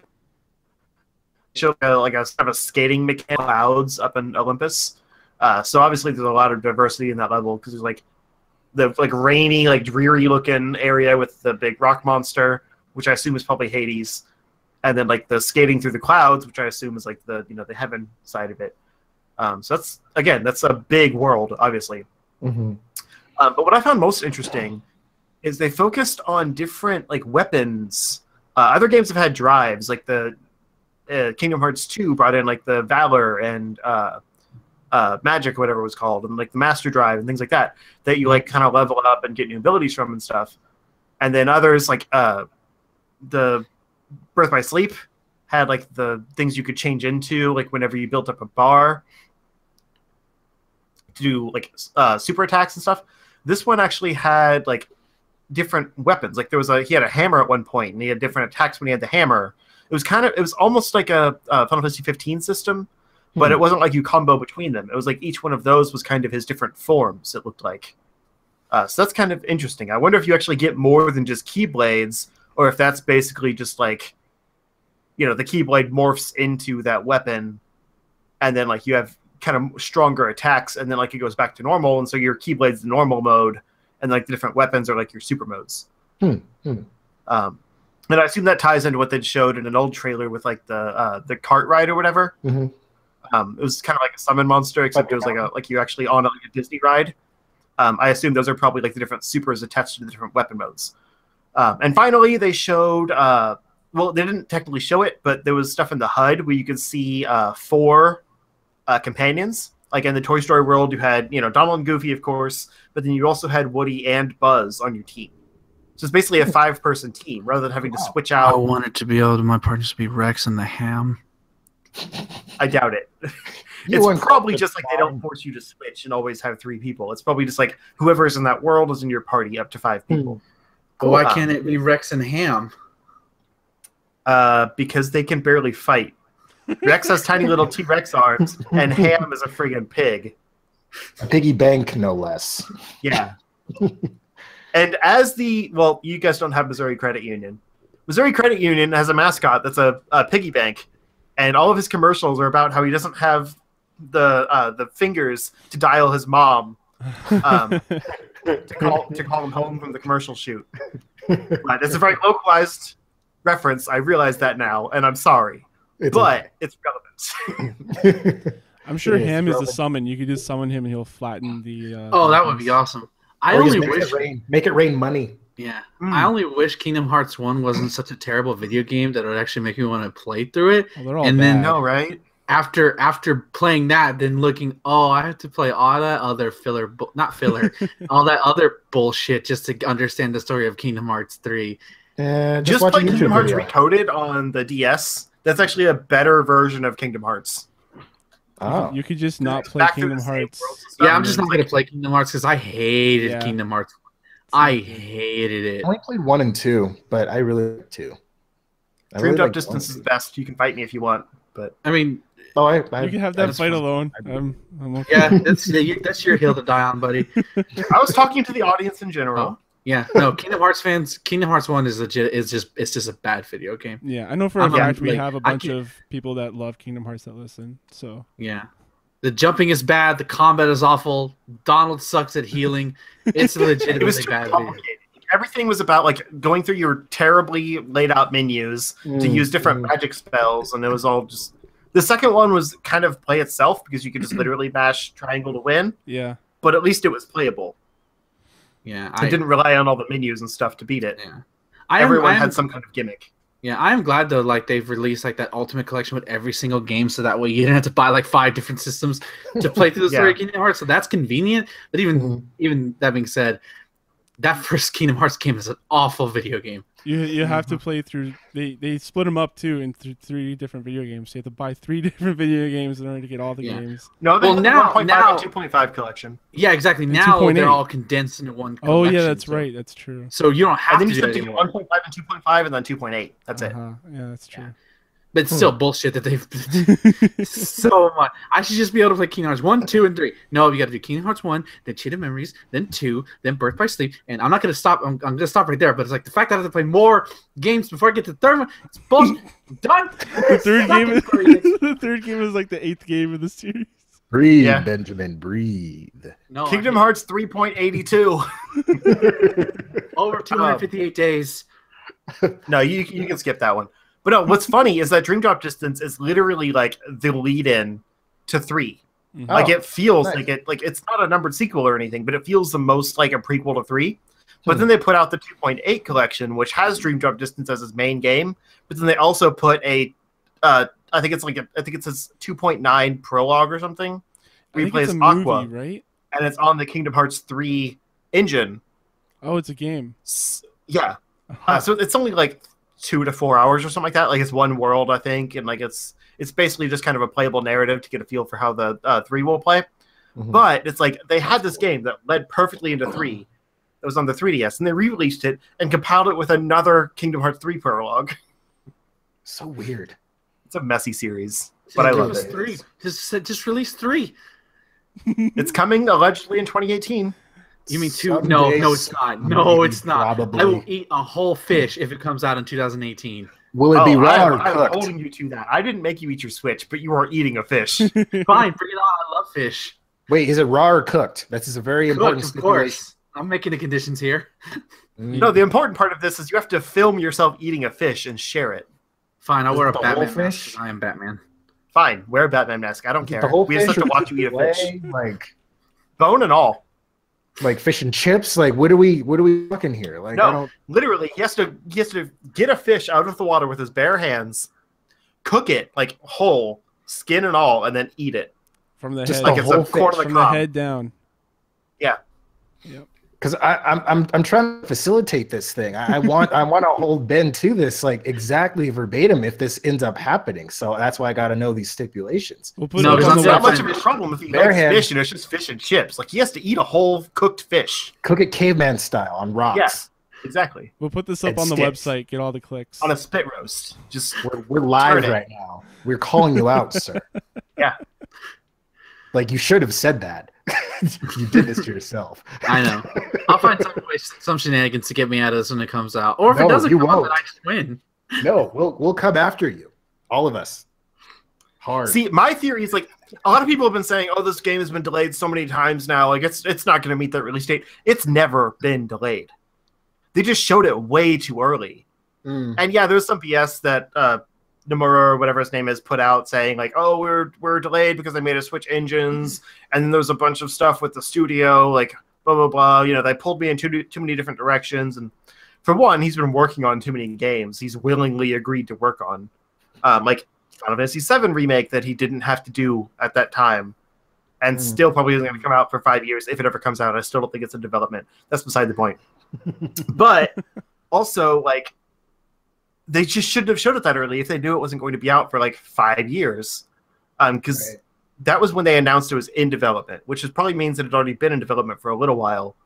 So this has basically been 5 years of like full-on development for this game. And if they're going to put out a year release date, like not even an actual date, a year, they're going to meet it. This is the first time they've put an actual like number to this game other than 3. I don't know. I don't know. So I think they're confident enough in it that they wouldn't have done that if they didn't think that it was going to get out. I don't know. It's Square. The release dates are always up in the air until it goes. It took gold. 10 years to get Final Fantasy 15. Right, but did they ever delay the game? Well, they did once, but it was still in the same year. It was 13, and then it was a different game. Yeah, and then they changed it to 15. They never put a date on it, though. Delaying is like when you put a date and then you change that date. If you never set a date, you can take as long as you friggin' want. It's going to make you mad. You can, but you're never it's promising anything. I mean, you are, because it exists. You're just not getting a timetable. That's the entitlement of the audience, saying, hey, we want this game now. We don't care how long it takes to develop it. We want it now. But then they'll complain if it comes out glitchy. Yeah. So until you put a release date out there and then delay it, it's never delayed. It just means you showed it off too early, which is a different problem. Mm-hmm. I don't know. It means the same thing to me. So yeah, same here. Kingdom Hearts is one series, though. Like, I feel like I don't know. Maybe they feel like they can afford to do that and show it off way early, because I feel like if there's any series that has super strong hype train, it is Kingdom Hearts, I feel. Yeah. Like. I mean, they probably could have showed it 10 years early, and people still would be hyped about it 10 years later. It's like, oh, it's coming. It's coming, guys. I don't know when, but it is. No, that's every Kingdom Hearts fan right now. Yeah. The bloodthirsty. Well, to me, like, it's not the same thing, because this isn't going to take nearly as long. But to me, it's like the Metroid Prime 4 announcement at E3. It's like, people were hyping, like, we're waiting for a Metroid Prime announcement for years, or any Metroid announcement, really. And then, like, they finally just put up that logo saying, now in development. And people were like, that's all we get? Like, oh, why can't they show us more? It's like, they're never happy. They finally know that there's one being made, but it's still like, they should have waited until we could get a trailer. But then otherwise they would have just complained, like, what, there's still no Metroid? I think the main difference is that Nintendo makes like a bunch of different games and Square makes like 2. So no, yeah. I'm saying it's not the same example, but like there's similarities there, because it's still that idea of like, if you announce something too early, people are going to complain that it takes too long to make. Yeah. If you announce it too late, people are going to be like, well, why haven't we heard anything about it yet? So you can't win either way. Yeah. That's the point. Yeah, to me, they shouldn't have shown it that early. And that to me, whether they give a concrete date or not, you're telling the fans, we're working on this game. You may not have given a date, but you're telling the fans, we're working on this. And then when you go dark, look more so at Final Fantasy VII Remake. We don't have any information on that game, and I believe you, Justin. I don't think that game exists. I think whatever they did was a mock-up or whatever. You'll get people who are like, it's not such an entitlement. It's like, why haven't we heard anything at this point? Like, why should I? Isn't it good when they're quiet? Like, a lot of movies do that. Like, where they, they'll announce, hey, this movie is in development. And then, like, 5 months before it's due to come out, you get a trailer, and they start ramping up to promotional. Usually, if you hear a lot about something leading up to its release, it's because it's having trouble. So if you don't hear anything, it just means they're working. Like, that should be a good sign. Right. The industry is so different. It's just so different. It's a different thing. And when you're not hearing any information, they could be working, but they also could be like again with Final Fantasy VII Remake. We get that one trailer, we get a gameplay demonstration, nothing, and then we're changing studios to in-house. I'm like, what were y'all doing this entire time? What happened? It's like there's no communication. So to me, they're just like, I have no confidence it'll become 2019. I'm saying 2019, and then Final Fantasy VII is in 2136. 2136. Calling it now here. All right, guys. I'm taking the controls here. We have to get off this topic. No more weebs. let's just move straight into some. I was trying to transition earlier by mentioning Nintendo and going into Mario Kart Arcade GP VR. Woo! Ooh. The only VR thing I care about. I'm sure if you had like a Metroid 4 VR thing, you would be all over that. Metroid Prime I mean, VR like exists. anything announced that I care about. Yeah. Mm. Okay, so we got Mario Kart Arcade GP VR. This is basically like a full like cabinet set that they have in Japan. It's Arcades. in Tokyo Arcade VR Zone Shinjuku. So if you want to fly on out to Japan, that's where it is. Tempting. So you basically sit in like in like a Mario Kart, like a kart system, and they strap on I think it's a Vive headset on you, and you're playing Mario Kart 8. This looks pretty damn cool. I would love. It's an actual. I think it's an actual arcade version. They've had a few of them. I actually played one. Yeah. I think it was the original arcade GP. They've had a second one that I think was Japan only, and then now this. It's made by Namco. Yeah. Developed by Bandai Namco. It's a simulated kart cabinet, so it has hydraulics, so like you can feel like it's basically like 4D for video games. Can you feel the betrayal when your best friend hits you with the blue shell? Yes. You can feel It the actually literally stabs you in the back. Like there's a thing in there. It's like, You have to sign a waiver. yeah. you can feel the gaze of Luigi while he throws a shell at you. You know, for all the times I've wished I had a turtle shell button in my actual car on my steering wheel, this is probably the closest I'll ever get. Yeah. Oh, when that asshole tries to hop the lane over and he's on the right I away. don't get road rage. I just imagine like shooting shells at people. But I like as awesome as this is, and like the fact that it's actually like, you know, Real? approved by Nintendo, like, this a technical thing. It looks real goofy. Like the cars they're in are fine, but the fact that you have this like giant headset in front of you, your hands are on the wheel, but you also have like the Vive like hand controllers on, so you're on the wheel, but it's tracking your hands at the same time. Because basically, like the way items work is you reach out and like grab it out of the sky. You throw your hand out, so it's really cool. But like these things are gigantic on your hands. There's images on the article if you guys want to see it for yourselves. But it looks massive, and everything about this is just really chunky and awkward. But it's also amazing. So you know, chunky, give awkward, and and take. amazing. I think this is where like VR thrives, is in like the attraction setting. Like not Yeah. something that you don't have in your home, but Yeah. you can go out to and experience and have a quick 15 minutes of fun with. All right. That was my nickname in college. 15 minutes of fun, just. A quick 15 minutes of fun. All right. A wink. All right. Moving on, we've got some Doom news here. Doom has a new update, 6.66, Number of the Beast. Name of the Father and the Son and the Holy amazing. Where Spirit. were all the ones before that? There weren't any. That's the point. So basically what's coming in this update is that they've gotten rid of the Season Pass and made all the DLC free.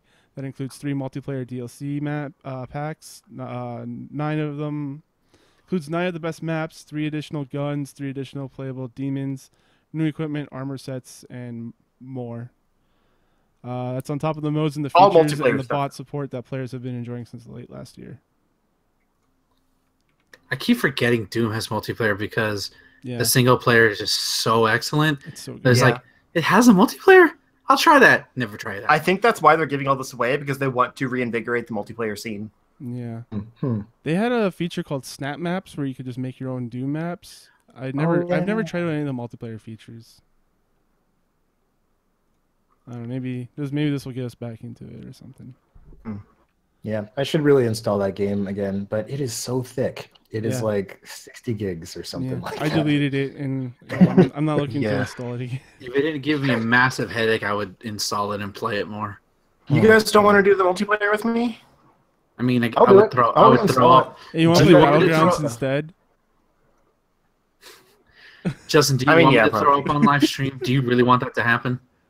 Well, you negated yourself. I understood that. Okay. But the other excuses were pretty weak. Too much space in my computer. Oh no, I'll definitely read. I'll definitely install it. I would just said it was a large game for very good reason. It looks phenomenal. It's thick. So, What was the one It's game that was thick. like 100 So gigs to download? I can't remember what that was. I don't Dead know. or Alive 5 is boob physics. Okay, yeah. You have to get That's them all in not there. true. Gigs of boom physics. It might be true. It's just so large. But no, kind of another little like Justin tangent here. I guess some people have been complaining that the DLC is being given away for free when they, some people paid for it the season Yeah. pass. I'd be They're kind of pissed trying off. to say that like their value was, invalidated by this just giving out of things. But Yeah. I don't want to, negate those people's feelings because I understand where they're coming from. But to me, I see it as just like anything else. A game comes out at $60. There's going to be a season pass that's probably 30 or 20 to 40, somewhere in there. And then most games, like a year or so later, they come out with like a Game of the Year edition or Ultimate Edition or something like that. That includes the base game and all of the DLC for like $60 again. Mm-hmm. Right. And you also, like, even if you don't get that, you get like the base game gets knocked down to like $20 or $30. Like I think Mass Effect Andromeda is already down to 20 in stores. Yeah, wow, that's really? crazy. Oh Yeah. snap. And so, like, now. naturally, like the value of things go down over time. So people that bought this game, regardless of the price they bought it for, or if it was gifted to them, thank you, Lo. Hey. Like that price they get in at is something, and then over time that price still goes down. So even if you got it like without the DLC at $60, and then now you get the DLC for free, whatever other people might get it at could be like $30 plus the DLC. Again, like $20 to $40 back up to $60. So like the value proposition changes over time is the point. Right. These people had exclusive access to this DLC for over a year. Now, whatever the game is priced at, I think like $30, something like that, right? They're getting the it's DLC 20 for now. free. That's that value add that wasn't there when the game came out because they could still have a cost accompanied with that. I don't understand the problem. Like this happens with literally Right. every game. Yeah. No. Yeah. Just Yeah. not in this way. It's usually another release that's like includes it all at a cheaper price or whatever the case is. Yeah, This essentially is what, a different side of the same coin. what people are paying for now is just early access to get the game at retail, right? Right. Yeah. Yeah. He's right. Pretty much. But yeah, So I'd be pissed I off if I understand paid the for complaints, but I just don't Yeah. get Both why right. you're complaining about it. Yeah. Silly. All right. Call of Duty World War II zombie mode. There's a cast for it, and it's been announced. I only recognize one of these people from this thing, so Of course you do. Yep. Can you guess which one it is? We have David Tennant. David Tennant. Yeah, you're right. It's the only one I know because of people in their crazy Doctor Who-ness. Okay, well, Elodie Young is Elektra in Daredevil, so you know her. Oh, okay. All right. I'll give you that. Oh, yeah, I don't she's know I her. really think it's from Vikings. I've never seen that, but I know the name. And then they also announced that Ving Rhames is in it. Catherine Winnick. Udo Kier which- from Who doesn't Yeah, I love don't know Ving who that is. names? Yeah, this is kind of a crazy cast for just a friggin' like a zombies expansion pack. Not even like the base game. Is it Do gonna I have get like to shoot stars Zombie with the base Hitler? game? But yeah. Okay, I don't know. Everyone was Quick talking thing. at once. I couldn't make out what people were saying. Oh, sorry. Um, I just had a question. I'm like, is this like gonna be like an actual like campaign, or is it just like the zombies mode? But I it didn't looks. really cooler. see too much in the article, other than the cast. Yeah. It will deliver a unique storyline and will be an all new take on Nazi zombies. So yes, it is an original campaign I have one question. expansion. Mm-hmm. Yes. Do I get to kill Nazi zombie Hitler? Probably. I think in one of them you were able to. That's probably DLC. Yeah. Because otherwise, what's the fucking point? They've done This is zombie DLC. mode so many times. I'm pretty sure they've done it. I'm pretty sure he was in there once. This Call is of the Duty- first time they've done World War II zombies, I thought, though. World at War was the first one. Oh, okay. Oh yeah. Yeah, what I want to say was that Call of Duty usually gets like a really top tier list of actors to do like voice packs in their games. Like they had Snoop Dogg once, Yeah. which Well, was pretty good. top tier. Well, He fits Call of Duty. That's what I'm gonna say. Yeah. Shizzle my nizzle, dog. 50 Cent had like one line in Modern Warfare 2, I think. Yeah. Wait, what? Yeah. Wow. Get your ass in the vehicle. That's all he said. Kevin Spacey was in Advanced Warfare. He was the main antagonist. Yeah, but this is an expansion. Like, these are bigger names than what's in the actual game. Maybe an Interesting. expansion. And they're probably gonna get paid more. I mean, I than guess Josh Duhamel is, Yeah. What? It's zombies though. It's Call of Duty Zombies. I guess is that why they're going so ham on it? Like I don't know. It's Call of Duty, man. It's one of the biggest franchises in gaming history. So What I was saying is that they're probably those actors are going to get paid more than the voice actors on the main game. That's what's going to suck the most. what's David Tennant been up to these days? I don't really see him in too much. He was the Purple Man. Oh yeah, that's right. Yeah, he just finished Jessica Jones. Yeah, he was being a real creeper in that show. He was pretty good in that. I like that. Yeah, Yeah, it was he's best good. performance of his career. Yeah. Yeah, this is 2 Netflix Marvel show stars though. It's kind of crazy. Oh yeah, Elektra. Yeah. Yeah, God, I love that woman. Marvel is making. Well, I guess they're not can making beat me. stars, but yeah. She can beat me up all day. I don't care. Speaking of beating up, cryptocurrency abusers have been beating up their GPUs. Oh. wow. And gamers are upset. Okay, so for those of you that don't know cryptocurrencies, that's Bitcoin. That's like Dogecoin. There's a new one out here that's in this article that I Picture of the haven't Shibi looked for. dog. Yes, that one. So people have been, I don't know if you're aware, but people have been buying these graphics cards like the 1070, 1080, and some of the higher end AMD stuff. And they've basically just been running them around the clock, grinding out cryptocurrencies, which are these digital currencies that you can use for real money. And now it seems like they ground out so much cryptocurrency that they're devaluing the currency. So they're selling off their graphics cards on eBay, and like the market is going to have a flux of these graphics cards, and it's just weird that it's been affecting the economy in such a weird way, because it's been driving up the cost for the cards, it's been driving up demand for the cards, and now they're kind of like done with that trend, and now we might see these cards come back in stock now, which is pretty cool. Cryptocurrency is such a mess in general. Like, it's really such an untapped market and yet an regulated market that it's both disruptive but also just like confusing. So no one really knows what to do with it. Right. You know, the thing is, like, yeah, cool that all these GPUs are gonna come into the used market, but they're all gonna be like used. You know, like Right. running around the clock, overclock them to the hilt, running all these computations and all that kind of shit. It's like, you know, you're buying a GPU, but you don't necessarily know how much more life it has in it. So there's kind of one kind of negative to this whole situation. But yeah, I'm just excited that there's gonna have more stock in with these graphics cards, because my friend just bought a PC. He got his PC finally. It took him like 2 or 3 weeks to finally get a graphics card because of this cryptocurrency stuff. Yeah, it happened to me too when the RX line came out. Oh right, yeah. Yeah, I had to wait like almost a month for my 470, and that. I mean, granted, when it came out, those were the top of the line. Now they've got the 500 lines, but still, yeah. I don't know if this is a similar issue. Yeah, I'm sure it was. Pretty much, yeah. I hear AMD GPUs are better for this kind of stuff too, so they're especially scarce. So that would make sense.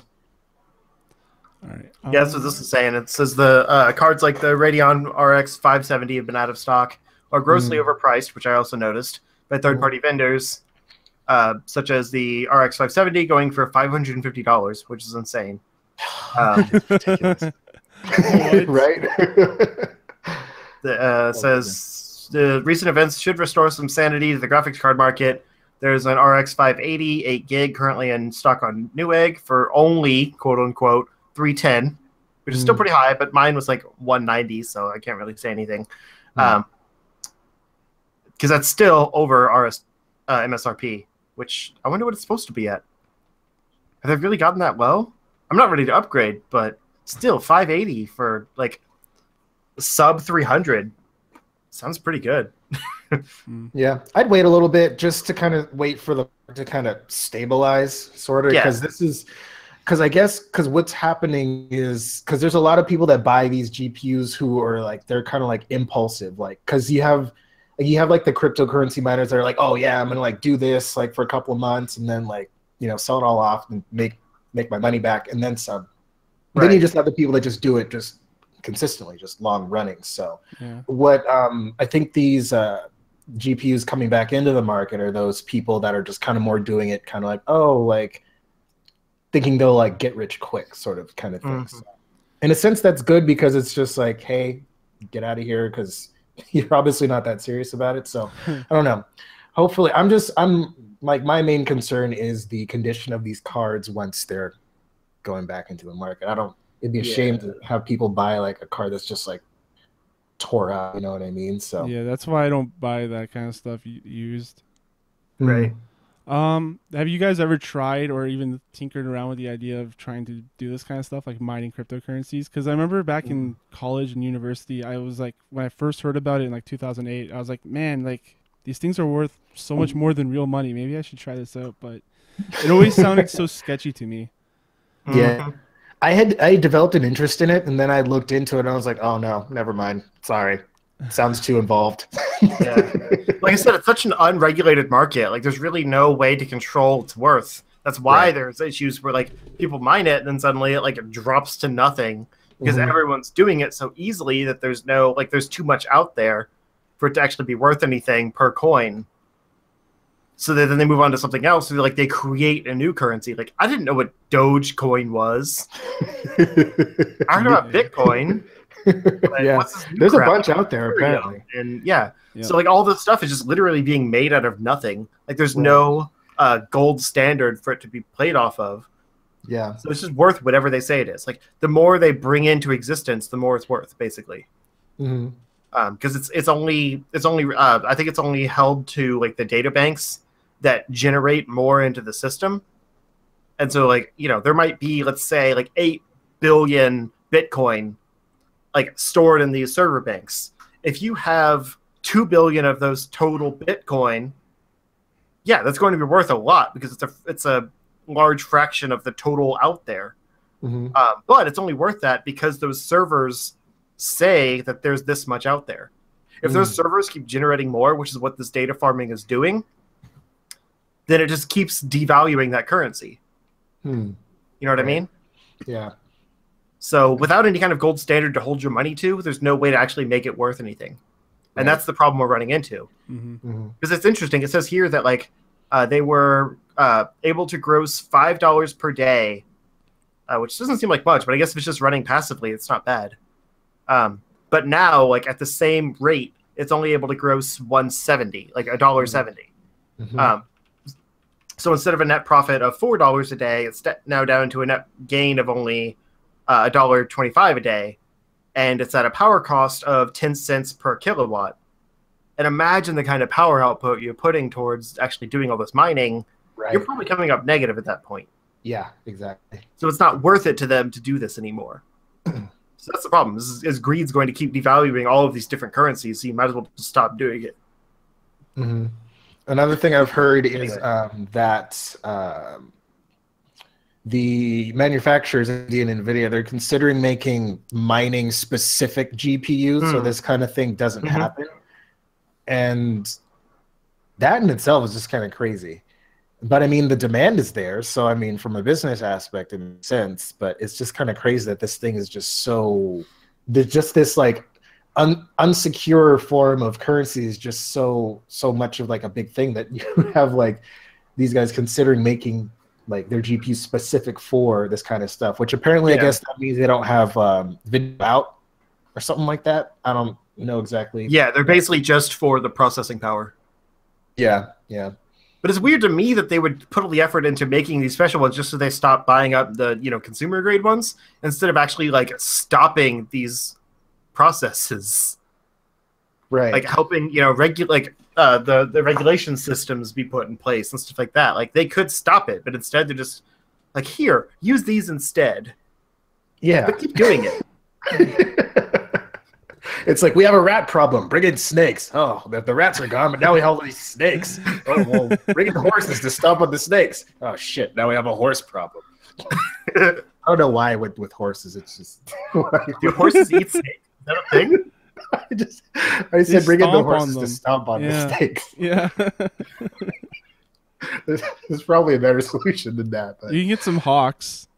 Get some hawks, hawks. there you go. Eat snakes. Then you have a hawk problem, though.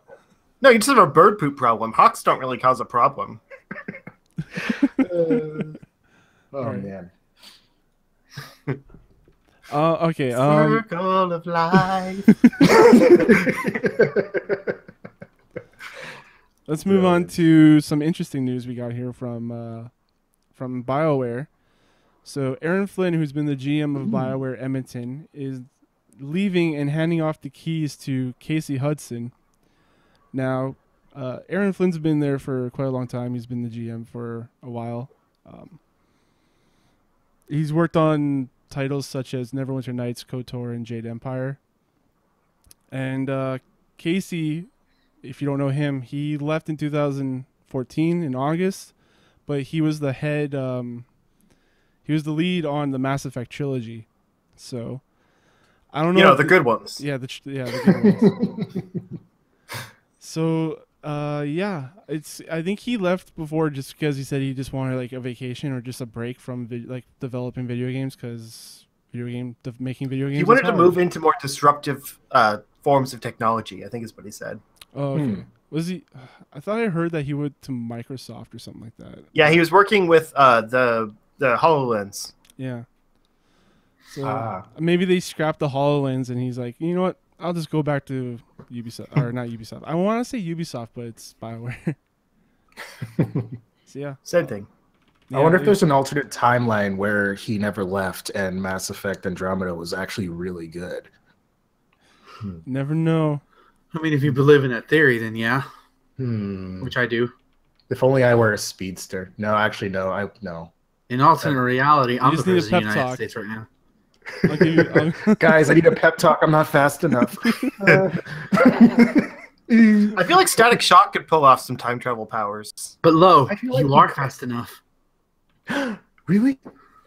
Am I? Okay. You're seeing this. Now I am. Thanks, man. Just because you said so. Thanks, father figure. Father figure proceeds to die. No! Oh, I'm going to run back to the past because I'm fast enough. Oh no, everything's ruined. And that's a wrap on the Flash Season 4. La da da da da da. Insert Knuckles. Oh no! Sound effect. Oh no. for more in-depth view, visit chargedshot.com and listen to the Charged Up episode where these guys talk about the CW shows. Ooh, nice. I like that. I like what you did. Thanks. Okay. Yeah. So, anyways, that's the changes happening at BioWare. Maybe they'll be able to get Mass Effect right this time. Well, he's probably going to work on Anthem. Oh yeah. Aaron Flynn was working on that too. Yeah, but he sucks, obviously. Maybe Anthem will Roasted. actually really have more of a chance now. I Who don't know. knows? Anyways, that's coming out in 2018. Anthem. Not just be Titan Destiny. Titany. Ooh, Titany, I like that. It sounds like Titan AE, which is an awesome movie that everyone should see. Yeah, it's a great movie. That's all right. Ben? Why you gotta ruin the flow, man? I did that. Just always. Every time. I'm not gonna lie, I love Titan. I just wanted to do that just to get around that. That was a pretty. Everyone loves that movie. It's great. No, it is great. It's great. It's fantastic. Why is there not a Blu-ray of that movie? Side This note. reaction Anyway. was called for. Rights issues, probably licensing thing. Hey, you That guys typical like Battlegrounds, don't you? No. What's that? I love chicken. Yes, I do. You like PUBG? I love Hash- chicken. How about you? hashtag jank. Well, Ben. yeah, Yzgilmon I don't think I've ever responded played to this Battlegrounds you speak of. I've only played PUBG. All right, so Yves Guillemot, the head of Ubisoft, responded to a question about the hit of Battlegrounds. The quote is that Rainbow Six continues to grow and time spent on the game is increasing, so we didn't see any competition from that game. He's talking about Battlegrounds, but we look to what these guys are doing, and it's a type of gameplay that is very interesting and may be something you'll see in some of the DLCs in our games in the future. So they're thinking So about if you it. don't speak French, just to translate that real quick, he's basically saying, yeah, we'll probably steal that too. Pretty much. I could see that working within like Rainbow Six or like Wildlands or something like that. Wildlands, I can see it in Wildlands, sure, Yeah. but The Division? Yeah, sure. Division 2 if they come up with that. Yeah. Yeah. I actually have that one. So So yeah, look forward to more people stealing that idea and putting it in their game. yeah. Well, maybe that'll encourage him to finish the game. Hey. Monthly updates, weekly updates. I don't know. I think that kind of mode would do really well in like a GTA Online setting. Yeah, for sure. Because you picture them like kind of segregating off like just one part of the map. Like if you go up to the Trevor part, like in the desert and everything, just have that like cut off from the city. Yep. And then, make it so like people can drop in, but you can only die once. Or like, just segregate off the city, but like have you actually be able to go into some buildings. So like instead of people's houses, it's like you actually like go up in there, can find stuff, and then like go out in the balcony, and like it's all one big open area. Yeah. But it seems natural because like GTA Online is kind of already like that. But it's just you can keep respawning, so it's like anytime you kill someone, they come back with vengeance. Yeah. If you didn't have that, people I feel like would be less annoying in that game. Yeah. They come back with the night. Yeah. Oh man. Yeah, GTA was the one game that I thought of when thinking about other people taking that idea. All right, let's move on to some Nintendo news real quick. There's a Nintendo trademark that hints at a Nintendo 64 I want to say remaster, but classic. Classic. Yeah. So, are you guys interested in something like that? I mean, I could just buy an Xbox One and buy the Rare collection because that's where a lot of the best N64 games are. You're not wrong. I'm more interested in them actually getting their virtual console things sorted out. I'm more interested in them actually shipping product with the Super And nobody Nintendo wants that awful N64 controller. Nobody wants that. I'm interested in this because in my idealist view, it's going to have 4 games. That's going to have 4 games. Majora's Mask, Donkey Kong 64. No, hold on. Let me get to my totally serious pitch here. Okay. Glover, Quest 64, No. Superman 64, Why? and the never before released Animal Forest. Why are you I making haven't this the played any worst of those thing ever? games, and somehow I know those games are terrible. I've never played any of them. How do I know that? Glover is legit awesome if you play Is the it? cheat fun. No, seriously, I love that game, but it's not good. The collision detection is terrible, and the level design is impossible. But it's really fun to play with Cheathon because you can like change. Basically, you're this big like gloved hand on a ball, and you roll around and you like jump and like get back on the ball. But it's like a 3D platformer game with terrible camera controls, and you can like change the ball you're on, so it has some different physics and things like that. And so like you can cheat to basically change your ball into like a magical like it can destroy anything type thing, and then it's actually My really balls fun. can do that. Is that where Master right? Hand came from in Smash Bros? I think this came after that. Oh. No, we But are. I Master owned Hand. Glover on the 64, and it was a great game, but only ironically. Because I loved playing it, but I acknowledge it wasn't good. But yeah, that's my Dream N64 Classic list. Just 4 games. All of them rage-inducing in their own ways. Oh boy. All right. Oh, boy. Moving on real quick, let me ask you guys a question. Mayo or ketchup? Mustard.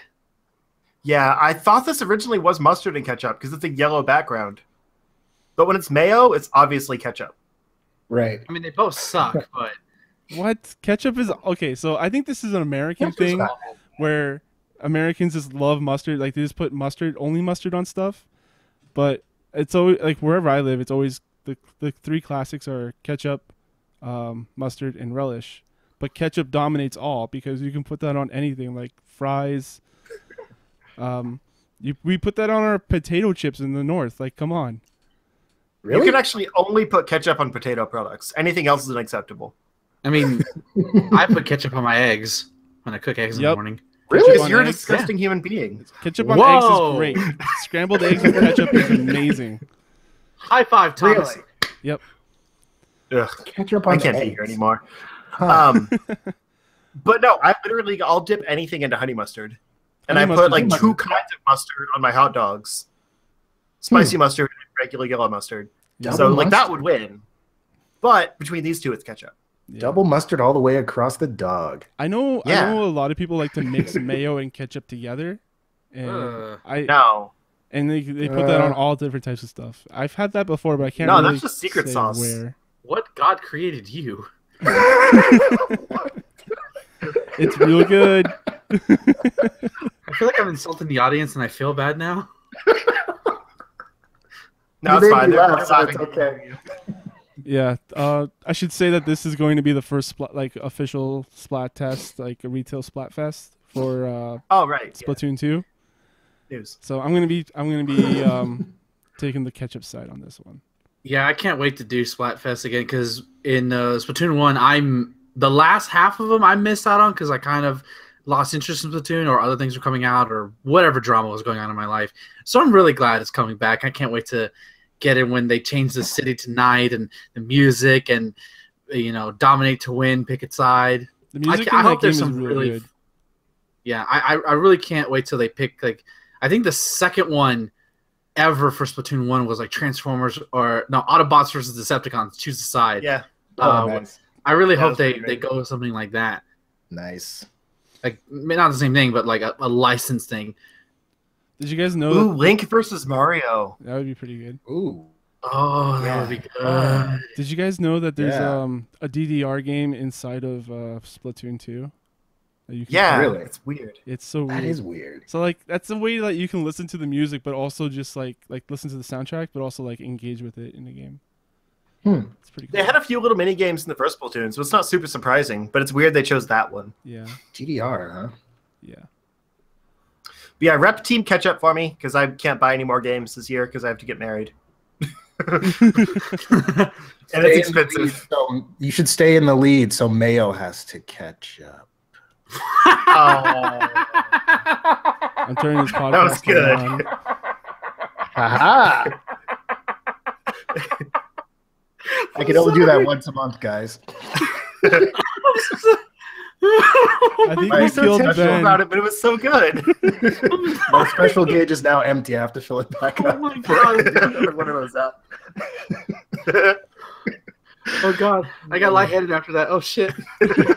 It's okay. I just added calm 5 down. minutes to your life, man. You're welcome. You know that's gonna be like all day though, right? Like that's gonna be the joke. Mm-hmm. Is like ketchup is winning, Mayo better catch up. It's funny. how But you people did it listen first, to and it's great right now. It is. You're gonna see a lot of those like Miiverse. I don't even know what they call them anymore, but those posts in Splatoon 2. That's gonna be like They're that. just memes. Meme verse. There's a lot of good ones. Like Anime Sucks. There was a pretty good one for that. There was 3 different people. Okay, so I gotta show the audience this. There's 3 different people. I don't have my Switch here right now, but I posted a thing on Twitter of people supporting Knack, saying they want Knack 2 now. Like, give me Knack 2. Knack 2. What's the big deal about that game? And I was like, what is happening? Did some like YouTuber like go on and like just demand people to write Knack 2? Like, what's going on? Probably. No, just Knack has a fan base apparently. Maybe it's just that. The Splatoon Weird. fan base and the Knack fan base cross over in an area you don't want to know.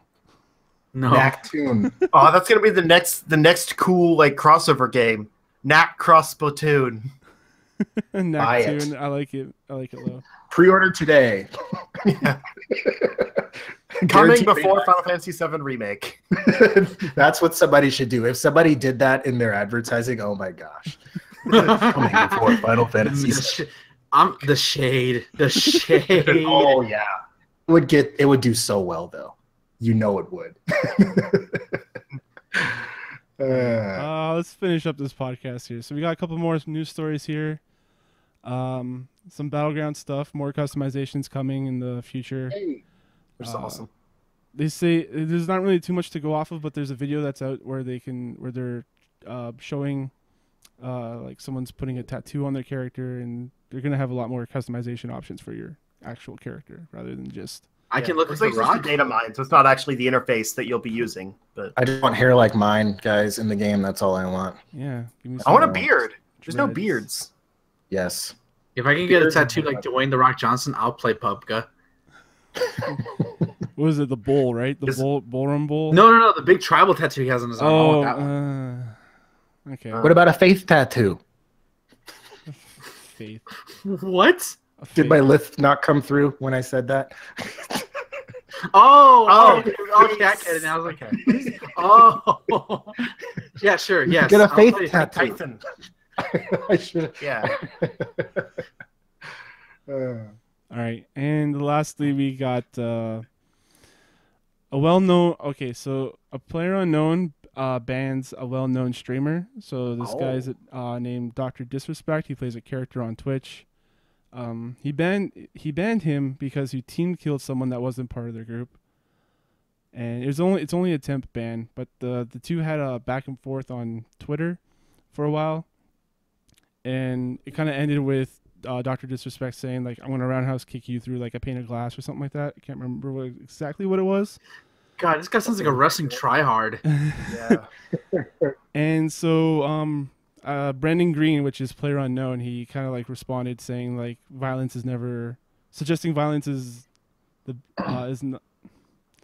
suggesting violence is the best way to solve a disagreement is just okay. So I don't know. But basically he's saying you shouldn't suggest violence to solve a problem, even if it's like fake or you're just playing a character.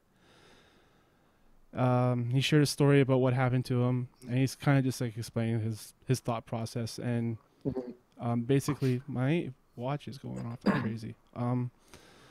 So basically, at the end of the long ass tweet that he wrote, he said, "All I ask from anyone that reads this is to consider that your words, however flippant they may be, could cause unintended effects on those reading them." So like just, and I kind of like have this too, like the dumbest thing can like stick in my head for weeks or months, and I just focus on that. So yeah, it's kind of nice to know that the guy that's making this game about like just murdering a bunch of people on an island is like kind of cool, and he doesn't take shit from people. I don't know. What's crazy? It's over a temp band. Yeah. Like he's only gone. That's what's crazy about it. Right. Yeah. But I get it. Like, even as a joke, like the story here says that it was a 4-person team and they found a 3-person motorcycle, and like they were debating like, you know, well, just 2 of us can go find another bike and like 2 of us can take this bike. And instead of doing that, he just shot one of the teammates, and then the 3 of them got on the bike. Yeah. Like, even as a joke, that's kind of a dick move. Yeah, that's a shitty thing. It is. The game, I mean, this game has It takes a permadeath, while to basically. get into that game too. Yeah. So yes, it's just a video game, whatever. But like, it's just a video game. Like, he did something dumb, temporarily banned for it. Like, it's just a video game. People shouldn't make a big deal of it either way. Yeah. Yeah. And He before How this, old is- game how and was old is punished for Doctor? it. How old is this Dr. Disrespect? How old is this kid? I don't know. I think he looks pretty old. I don't know. Okay, maybe he's younger. Whenever I hear a name like Dr. Disrespect, I assume it's always some young millennial who's causing a ruckus in their neighborhood. Oh, you mean someone like No. our age? Kicking over trash cans. No, because we're all in He our looks like a mid-20s. molesting uncle. Oh, We're okay, never mind. millennials. What are you talking So he's just about? an asshole. That mustache. Even Low qualifies as a millennial, and he's the oldest one of us. Hey. Lowe needs to be the poster boy for millennials because you cannot love that face. That's my millennial. Yeah. See, Oh my god, I'm gonna pitch that show to NBC this fall. Write that down. Suggest me to play the maid role. I'll do it. It's a reboot of Two Guys, a Girl, and a Pizza Place. There you go. Perfect. yeah. So he's been posting stuff about like don't break the rules before this even happened. So like, Mhm. I don't know. Don't be a dick. We've covered this topic before. Don't be a dick on the internet. Right. So with that, I guess we'll end the podcast. Justin. Just like that? Already? Yes. Where can people find you? Plug my crap? Yes, plug your crap. I am Zero Score on the places that I exist. I've been saying it for a while, but please audition for Final Fantasy IX because I love you all and I want to hear your voices in my things. That sounded dirty. in my creative projects, In his ears. I want to hear your voices. It'll be on going on Zero's for another casting month or couch. so as of this posting. So yes, come join my casting couch. We have cookies. But yeah, all the information for that is on my channel, so just go check that out. But I just look for Zero Score. I'll be there probably. All right. Low. You can find me on Twitter at Nero the Hero, N3R0, THEH3R0. You can also find me on YouTube, Nero the Hero, all with letters. And I will definitely be auditioning for Final Fantasy IX. Whoop, whoop. Hey. Hype. Ben, tell me where you are. If you want to find all things concerning the self-proclaimed Marvelous One, you can just go to twitter.com/MarvelousIggy. I am thinking about auditioning for Final Fantasy IX, but we'll see. But yeah, go watch Final Fantasy Story play again because of everybody who's in it. While you're auditioning for Final Fantasy IX, have Final Fantasy VI in the background on low volume so it doesn't pick up in the recording. But either way, share the love. Well, just so you understand what you're getting in for. Yeah. All right. Sorry. It's 11 p.m. here, so it's getting kind of late, and I'm Hey, falling you asleep. party animal, you.